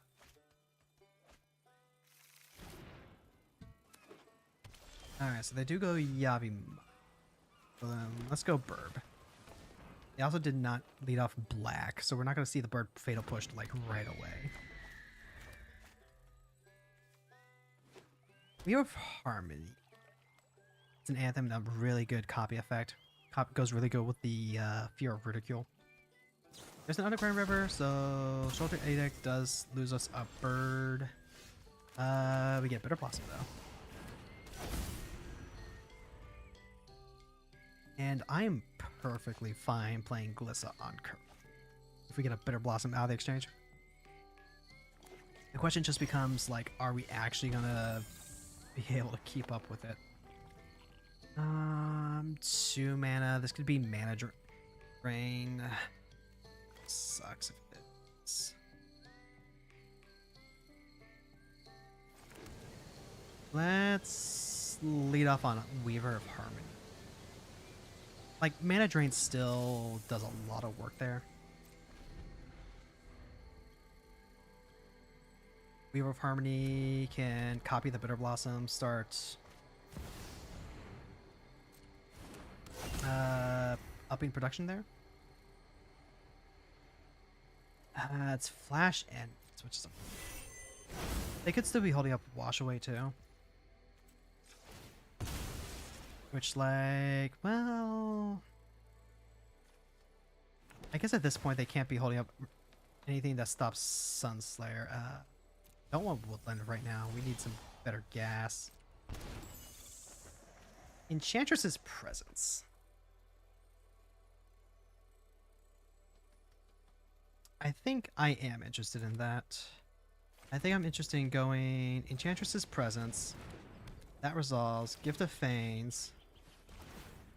Redraw. Now Oracle trades with and Pixie.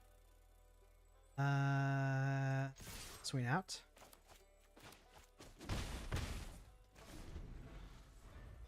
They don't get to just like swing in the Oracle for free at least. Although with the Nashi out, they do get to like flash grab the Oracle. They can even like cast Nashi Response.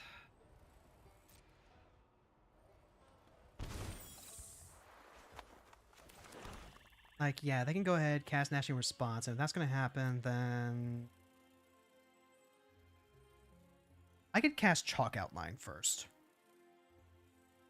But if I do that, they counter it, then I'm out. Let's go ahead and cast Farika. We do get to redraw on the Enchantress's Presence if they do have counter magic.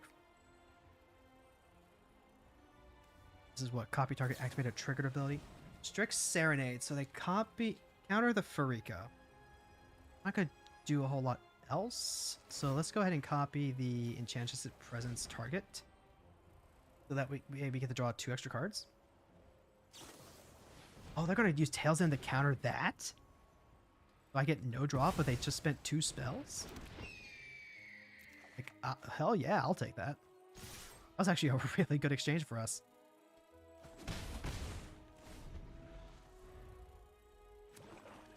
Smart move countering the original Enchantress's Presence.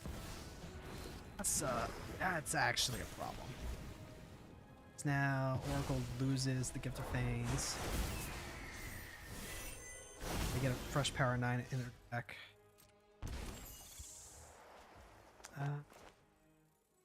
Snow-covered forest. Now we can Chalk Outline. And I am going to go ahead and copy this trigger too.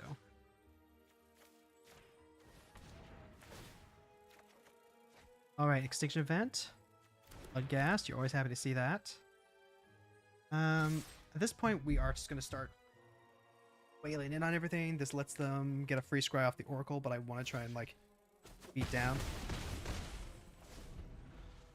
We also have the Extinction Event to hopefully get rid of the where things get too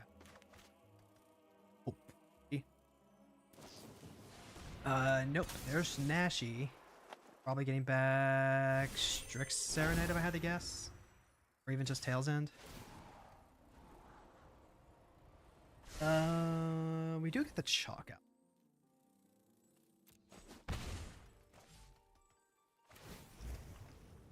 And they could just like start blinking Nashi out. That's really nasty.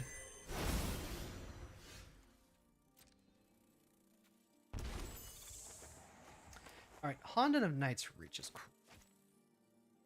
How do we want to deal with this?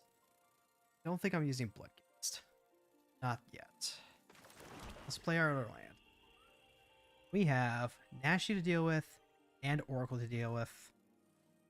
By Extinction Event and exile Nashi, they can replay Nashi.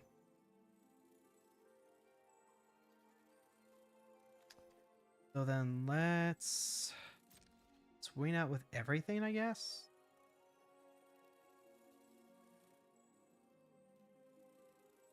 Do lose Nashi, but we don't want them like blinking Nashi with Thassa.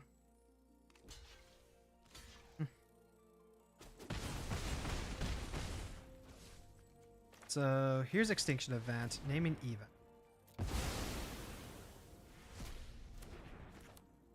Here's Glissa. The problem with Nashi is that, oh wait, no, this is a Tail's End card. This is a Tail's End target. Fuck. Okay, I think I just made a fucking massive punt here. The fact that Nashi can just like cycle back. Black Lotus is actually disgusting now. Because like now they just get back the Tail's End, and no matter what I do now, they just get infinite Tail's Ends, which means I can't keep casting for Rika. I mean, I can. I think that's probably what I just do. War of Attrition style. This is gonna be like bad. This is so bad. They just get like Tail's Ends. This is why giving Nashi Flash was a mistake. Yeah, I got a little too aggressive. Maybe I should have like saved some tokens to give it the Oracle, but then they just Nashi and get a new Oracle. Like, yeah, you don't hold that up if you don't. Wait, alright, I'm gonna pick this up. I should not have played this Attestant Champion. Yeah, that was a massive punt on my part.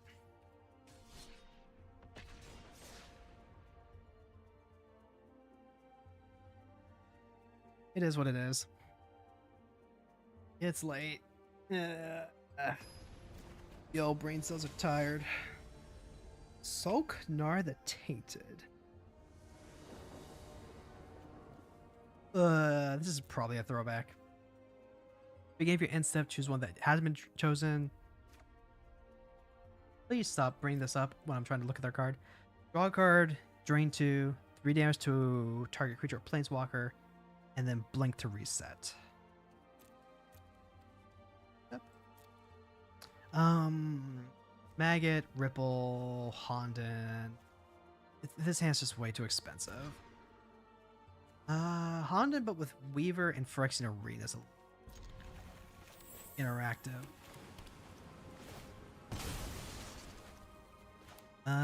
Dictate of Erebos. Being 5 mana is a lot. Mire Grasp helps out. And we're gonna go ahead and take the Surveil now. Specifically so they don't just like hold up Tail's End and stifle us. The downside is I wanna leave that on top. Hero of Ridicule is an amazing card to drop after a Weaver of Harmony. Enters your attack, exile up to 1 target card from a graveyard. If a card is exiled this way, you may conjure a duplicate into your top 5? You're running this card? I mean, like, no shade. I think that's actually dangerous enough to mire. Like, it just hit them another fetch land, but like, that's some strong recursion. Oh my god, did they... Oh my god, they did. Alright, let's go ahead and take this opportunity to drop the Phyrexian Arena, because if we pull this... Oh my god. They had the fucking stifle. What did I say, chat? What did I say? Oh my god, they had the stifle. Oh, and they drew that Flooded Stream out the top. And to a Cursed Marauder. Holy shit. Oh,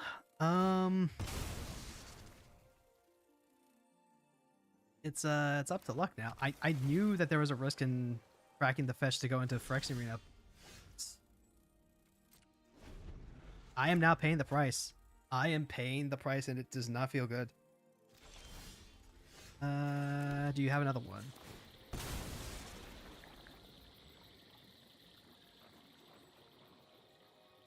I will be 2 here. something like this. I'm actually gonna go Bloodghast. Bloodghast to smell the waters. Bloodghast is like really non-committal. And if they have to tap out to deal with something, that's my opportunity to play either Phyrexian Arena. Enters, choose an instant sorcery in your hand, perpetually gains causality 2. That is dangerous. Let's get the Phyrexian Arena. Then the Bloodghast can't attack. Can't block, so like we actively want to like smack that. Because now maybe we'll get there. We'll hit the enchantments that we want. We also still got our Gloom Streaker. We can use that. Grab Enchantress's Presence. In terms of open mana, I'm going to go ahead and cast Gloom Streaker first. This probably eats counter magic. I will literally use it. Just grab a land. Let's grab Wooded Foothills. Yeah. Now, like they can Snapcast or stifle the trigger. Okay, you know what? Okay, yep. Too many people sleeping on stifle there. That's completely true. Oh, and they got their Phyrexian Arena up. Disgusting, as we say in the business. What? I'm gonna not. Because the Gloom Streaker has the chance to potentially pull us out of this. Are you kidding me? Right.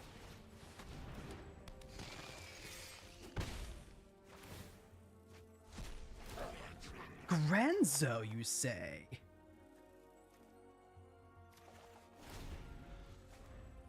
Let's see, you may pay 0 rather than pay the mana cost for a spell you cast you don't own with mana value 3 or less.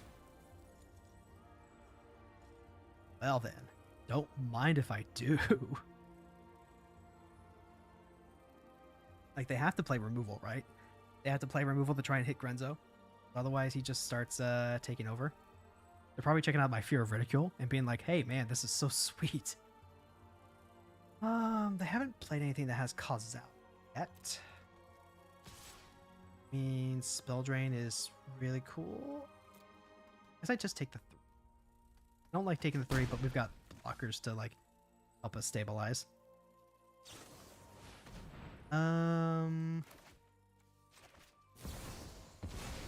Yep, we'll take that 4 mana. Thank you very much. Arcane Signet, Commandeer. I can exile 2 blue rather than that. I can also just like take the Signet. I think I'll take the Virtue of Knowledge. That seems a little more powerful.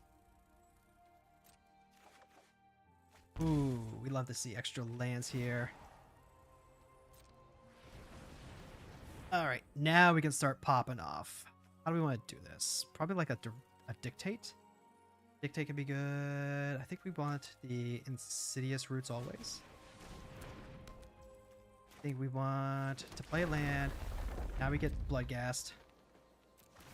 Now we get Token.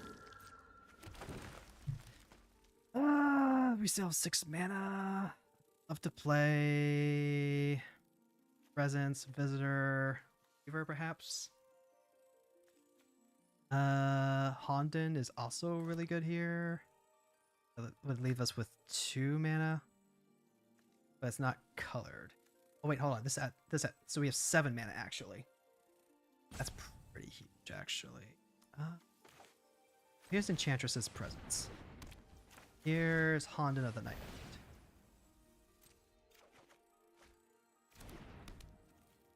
And here's 2 creatures smacking in, so that way we get another token. It's Ragavan token. I mean, like, we got a lot of value off the Grenzo as is. And now all these little tokens off the Fear Ridicule are going to tap for mana. We're living dangerously because we're at 6 life, and this deals 2 damage as soon as it comes into play.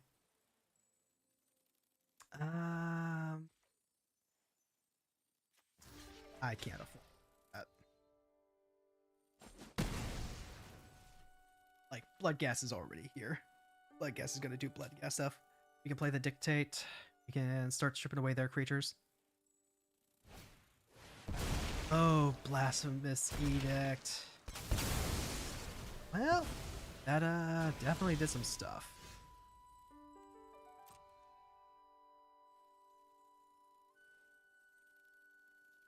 Did a lot of stuff, in fact. Displacer kitten. Okay. The blood gas comes back regardless. I would like to get Farika out now. So then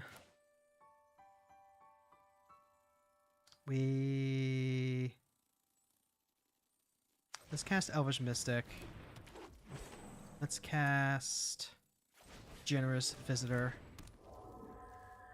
Let us continue to cast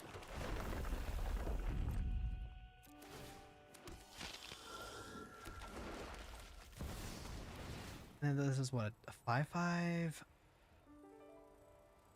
Guess the blood gas just kind of gets blocked. It's fine.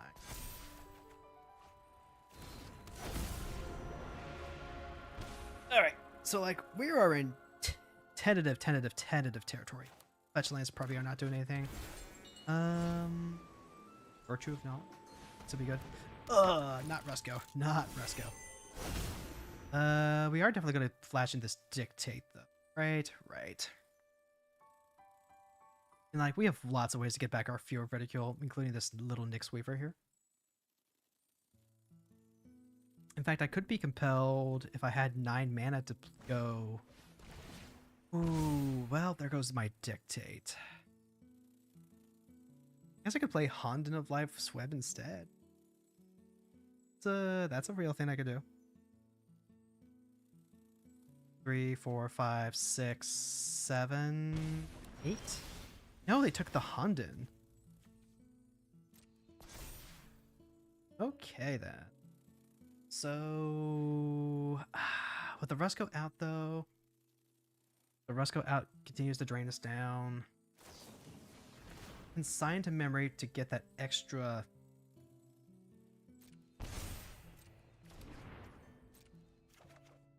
And I get to draw. I would love to Bajuka Bog this, I guess. We also have Destiny Spinner to make a big. This would be 5, 8, 9, 10, 11. They died a Phyrexian Arena unless they have something at speed.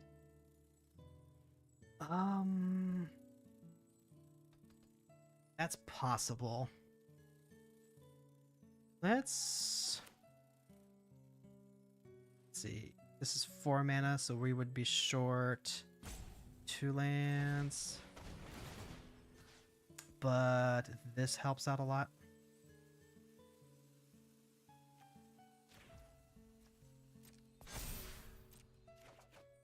Oh, Gift of Fanes. Okay. Yeah, then let's go ahead. Tap. Make this a creature. Combat. Wing all. Rusco has to block to avoid death. The creature has the land has trample. The land continues to burn. They're dead exactly. They should have blocked the 6/6. All right, GG's Solkanar. And like, ooh, wait, hold on. Choose an instant sorcery perpetually gains causality 2. I guess that does help it get around counter magic by playing black-green. So it's like, why? We were almost cooked though. Like we were at 2 life. If they have a chance to untap, they get to play Solkanar, and then that just drains them for 2 for lethal. So like they damn near had us. The Sholdred would probably help glue this deck together a bit better. Mastery everywhere. Gotta drop the drink. Not that you should really be drinking ye old mastery. That stuff's like hard distilled. You know what I mean? Emperor Abzek and Tilly the Fourth. Okay, so this is interesting. We go first. We have Bloodcheese Thirst and Deadweight to like slow this down. Extinction Event to potentially fight back on this. But if anything happens to the Sanctum Weaver, we're just cooked. It's really hard to like say no to removal, but I think we have to do better. This is kind of better. The Trickster actually is a hard shutdown. We can draw Black Market to start accelerating us. Ooh, now I wish I had Faints. I could like turn Ragavan into that Elk. But not gonna happen. They just get to smack us with Ragavan. Make treasure. They could steal our Crux of Fate. Alright, so Giver of Runes means that we no longer get the option of trying to Elk Emperor. And it also means...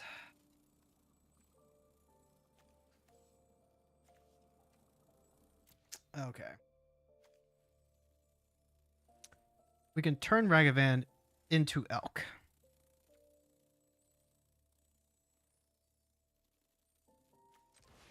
I think we do it. I think we do it so we can grab Binding the Old Gods. And then... let's see if they see the trick here. Because there's actually a really interesting sequence that can help them like get around this. That is to say, specifically, that they can swing, move to blockers, then use Giver of Runes to give Ragavan pro-green so that the Elk falls off. And then they can get Ragavan treasure. They can take a card off the top of our deck.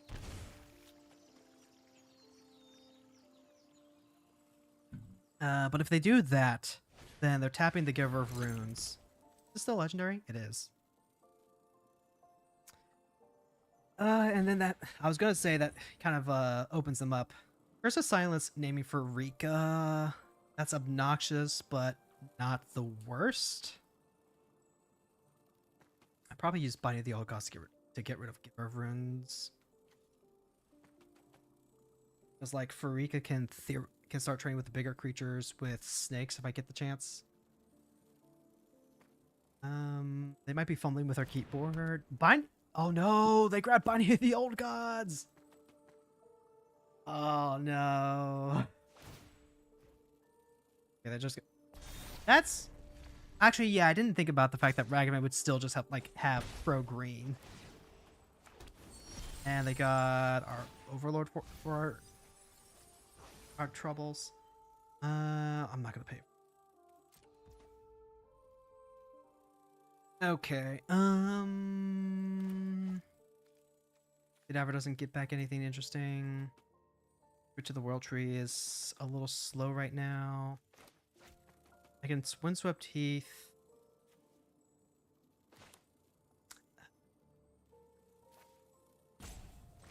Let that be tapped. Play the Black Market. Pass. Make it so that way they have to use Giver of Runes to get Ragavan through. It is actually just embarrassing. Okay. Not use their treasures like they probably wanted. Faded Absence. Nikya? Cultivate? Nikya. I mean, like, that's really good acceleration, but... I guess if the only non-creature spells you're playing are, like, Draw, Disruption, still fine. I'm gonna crack this Windswept Teeth to grab a Snow Duel? Yeah, grab a Snow Duel. Fateful Absence isn't gonna do a whole lot. Theoretically. Would love to get the Defiled Krypton as well.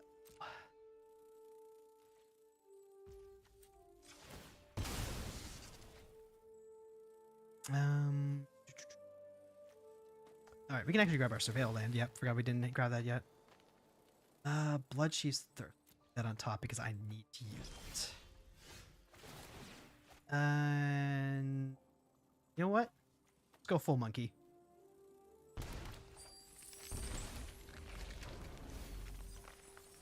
And then that worth 3 life? The dictate might be. The dictate might. Like that is so much life. Oh god, that's disgusting. Go ahead. Blood Chief, hit the Giver of Runes. That is the most important thing here. Snake Skin Veil.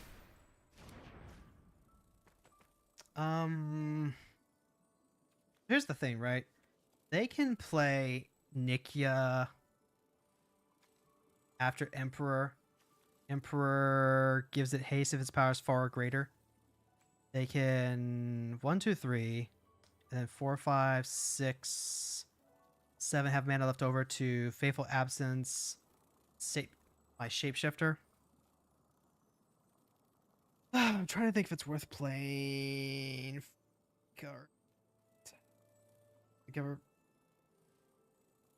I think if I am to have any chance of getting through this, I need to get my last setup card out. Like, if this kills me, then, like, it kills me.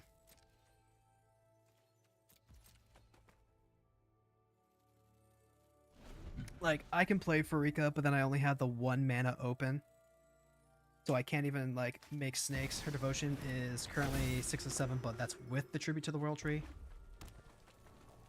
So the devotion would actually be 5. So there's the Emperor. Well, no, if they play Nikia before they play Faithful Absence, that doesn't quite work, because then they just can't. Alright, so they play the Faithful Absence. We get a clue. They have 1, 2, 3, 4, 5 mana to play Nikia and then swing in, but this is a colorless card.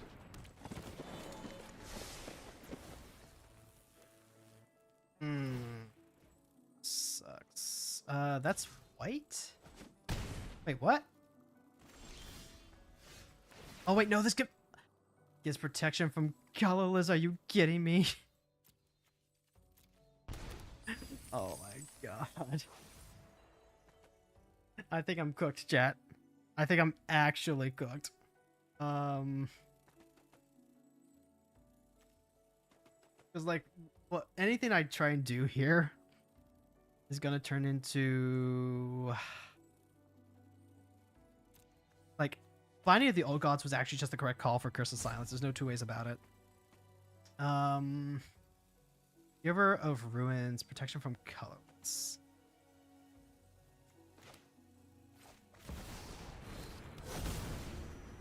This gives me a redraw.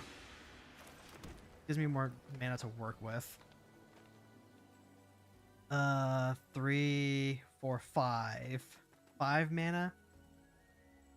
I die to most things. I think I just don't see it. I've got mana to make a bunch of snakes. Yep. Like, Emperor Absig is absurd. Like, just actually factually absurd. No, we're done. The fact that it seeks creatures just perpetually. If its mana value is 4 or greater, you seek a creature card, right? So, like, you just get to keep chaining creatures together like this. And then also they have haste, and also it gives them a lot of life. And then also it's a 3/4 that's really hard to deal with.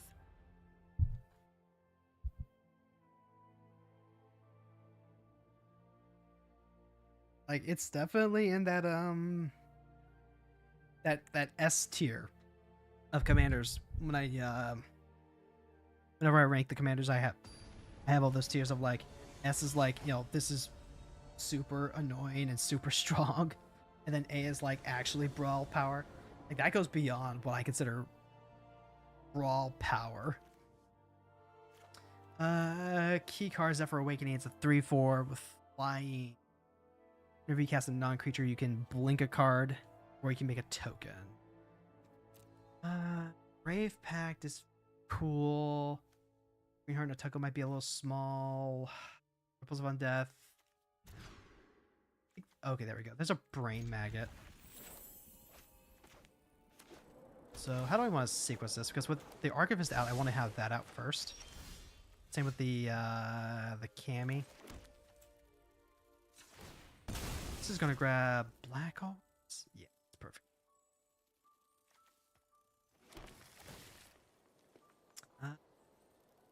It's 5 mana. I think I hold on to that. I think I have enough draw power in here that I'm okay with that. This is where things get interesting. I am... An enchantment was put into your graveyard from the battlefield this turn. Let's go ahead and play the Kami. I think the Kami either eats counter magic or eats swords. But now I can go Elvish Archivist into Valgoth's Lair to get a redraw. I also potentially have the Brain Maggot to scout out their hand. While I get just like board pressure on the board. They're probably playing like super hard control.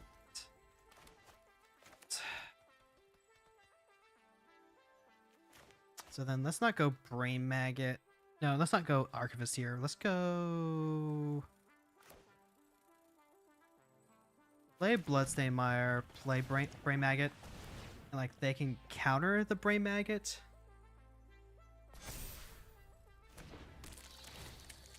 And then... Alright, copy target activated target ability. Sweet. Okay, so they just don't have any counter magic here. Exile target creature, it gains at the beginning of your upkeep, and this is exile, prepare to get in your backfield. The Witch Enchanter is probably the most important thing to get rid of. Okay. We are in business. Now, they could spend a turn to blink out the Brain Maggot, I guess. Like a slow blink deck. Grab. And then if they don't have anything like super special awesome, we can play Hanen's Reach. I really want to play that Elvish Arc. Get that going though.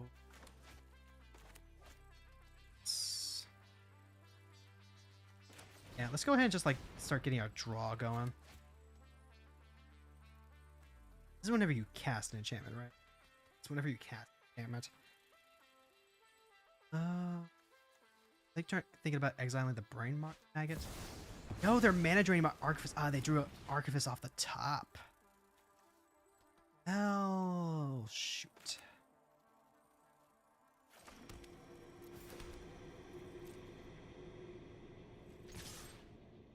Well, 2-mana acceleration is still 2-mana acceleration. You still have Bloodchief's Thirst to kick out this key card. And that means that they can hold up a Tawnos Endures. No, they're just going to play Virtue of Knowledge. Okay. If a permanent entering causes a triggered ability to trigger. So they can Snappy. Snappy to get mana drain again, I guess.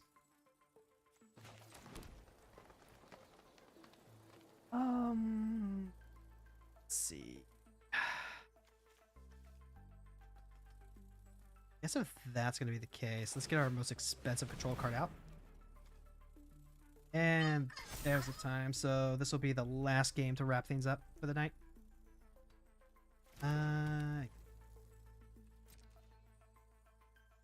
We do have to like actually watch out for mana drain doing stuff now.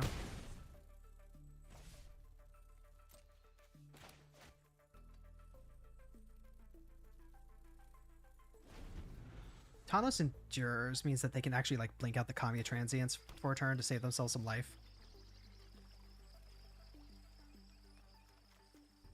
does perpetually get bigger, but without the Archivist app, we lost a little bit of our draw power. Alright, there's Keycar, so...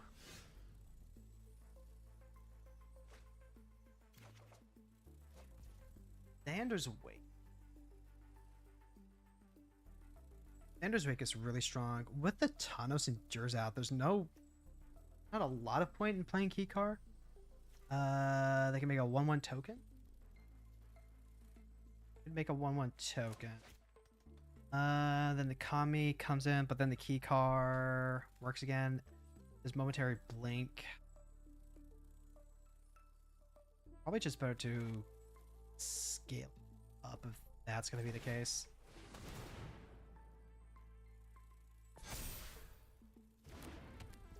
Or...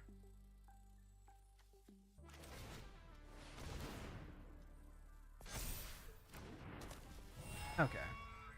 And now we can still Blood Chief's Thirst. I still don't want to like just lose the Brain Maggot. Like the Thanos doesn't help a lot.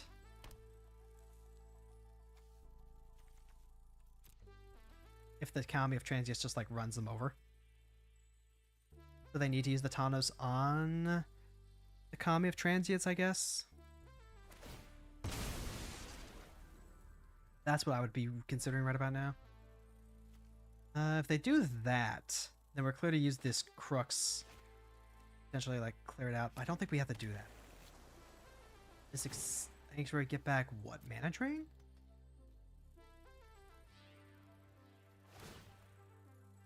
What's on top of their deck?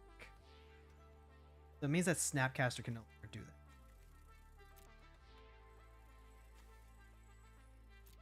that. Okay. Yep, so they've locked in they've sealed their deck for the next 2 turns. Which means that unless yeah, I guess you can put Thanos into your discard pile so that way you can still snappy.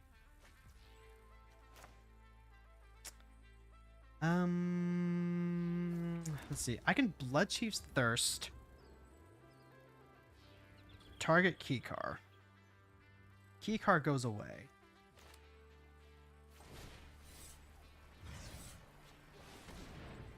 Because now they're not using it on Kami of Transients. And they top deck their counterspell for some godforsaken reason. Yep. Alright, so they're snappy. Yep. Nice double trigger. Sure. Yep. Thanos saves Keycar, which is cool. Guess you could theoretically like blink Snapcaster. Now you don't even have to do that. And then... yeah, I think they realized their mistake. Like, I don't know why they searched for Mystic Sanctuary to put these on top of their deck. Like, that actually just sealed it for them. The strength of having these in your graveyard with Snapcaster in your hand is literally just that you can flash in Snappy and then target both Mana Drain and the Thanos. But hey, you know what? We got there. GG's. Alright, so let's go ahead and start wrapping everything up. I do want to continue to try and make sure we're playing Magic weekly. This is actually really good in terms of staying on top of Magic, making sure I don't fall too far behind.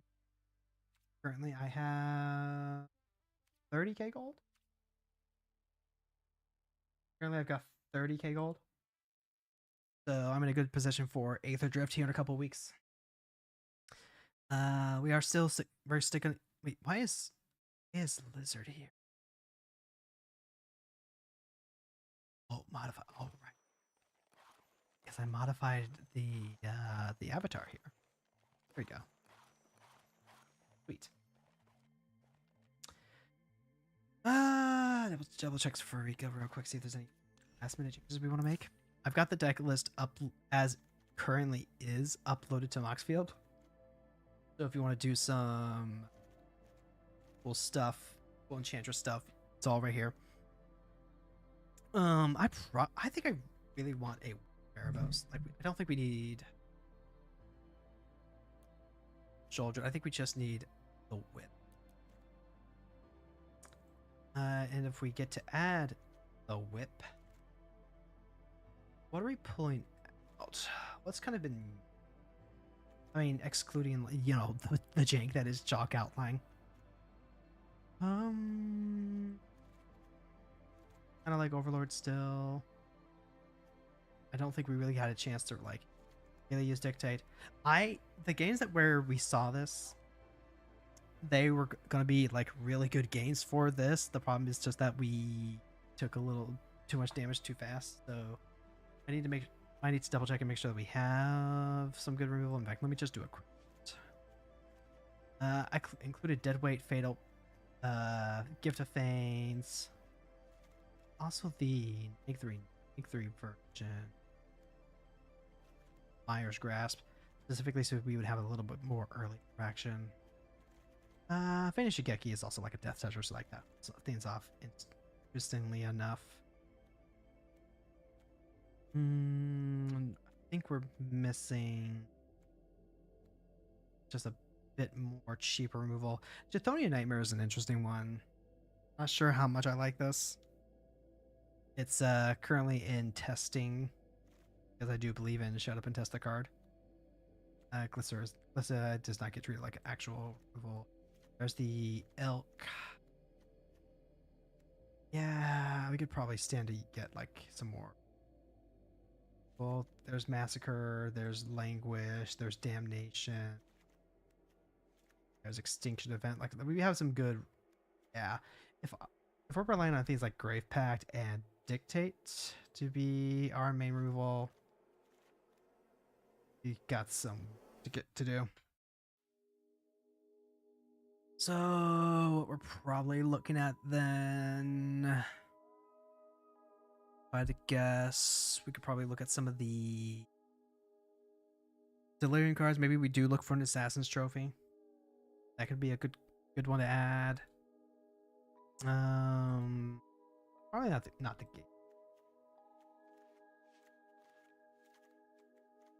Fondant of Life's Web. I want to play the shrines. I want to play like the shrines that are like at least okay. This one only makes like 1 or 2 tokens every turn. Maybe that's actually just really. I guess I talked myself out. Like, at least with the other shrines, they're still good. Like, Stone Veins drains life. Fruitful Harvest does make mana. And Honan starts stripping out cards. So, like, you know, keep the good shrines. Keep the good shrines coming. Tribute to the World Tree I like. Tribute to the World. Fear of Ridicule. This card's just like, this card's an all-star. I love this. This might actually be the reason why we start including a Court of Calling. Yeah, I like Court of Calling. Maybe some other creature tutors. Bastion is alright. Ripples of Undeath might be ambitious. Like, it fills the graveyard. That's actually really important. But what cost is too much? We'll have to see how it plays with the whip. I think the whip will actually help even this out quite a bit. It's just Enchantress. It's just playing a lot of the enchantment creatures. You want to look at potential options. You could like theoretically play Dockside Chef, kind of like a FEMA. FEMA's actually because she turns those enchantments into zombies, but she doesn't make enchantment zombies. Izumi Road Captain. Vehicles you control have menace. Timret for go to hate. Tenacity doesn't quite fit into the deck because it's just a vanilla 4/3 until we find some sort of life gain. We could theoretically start going this into an What's grass type rep? I don't think so. Mine Rack Harpy, Mills cards. That's not. Nightmare Shepherd takes away the cards from free. We're not so desperate for cards that we need to play vanilla. No Glimmer creatures gains medicine. Likely are they to play Glimmers. Those cards aren't. Those cards don't see play. I've actually been thinking about playing the Appendage Amalgam. That actually seems somewhat viable for this. If you let me not the Saga creature. Grove Archer. Grove Dancer could work. Grove Dancer is kind of life gainy. Corsair Crewfix is also probably actually a good stabilizer now that I think about it. Like that and Dryad makes it so much easier to play Grave Pact on curve. Also makes it easier to play Tribute to the World Tree. I don't like that. I guess the question becomes, what are you cutting? You could cut the Black Market. Black Market is like really strong draw, but also just if you don't have the life gain, it just needs you out. Hot. We've got some options here. We are running all the black-green enchantment creatures. That's good. Rasta makes the spider tokens. It's probably worth trying to find a spot for her. Especially if we already have like Paralyzed and we're already kind of like doing tokens. Like they're not enchantment spiders, but like they are spiders. Like those are bodies. I don't know. Maybe cut Black Market at least. Then this is just like whenever it's instant sorceries, right? Instead of sorcery makes a spider. And then is enchantment creature. Kind of fits on the curve. Okay. So we still have some other decks that we have to play in the coming weeks leading into Aether Drift. I need to prioritize making a new thumbnail that I can put up for when we are just having fun with brews. I think that's a lot better than just having like set up when we may or may not be focusing on a new set commander. Let's see. Titania's been pulling it together. Hilda's been pulling it together. Farika's been pulling it together. I'm really happy with these decks. I'm actually feeling Hilda a lot more strongly now than I did Ifara. Ojutai is kind of cool. Geist is probably the most effective of all the blue-white decks that I've built so far. But there can only be a 1. I'm going to keep messing around with the Layla deck. But also my Magic Hyper Focus has waned a little bit, which means that I am tilting more into Final Fantasy 14. So expect some Final Fantasy streams in the meantime. Who are we going to see? Yeah, I think we're just gonna call it here. And like, hey, you know what? Thank you all so much for hanging out on this Tuesday night. I'm gonna try and see if this is a good night to try and just stay consistent. And we'll catch you next time. Same hero time, same hero channel. Bye bye, everyone.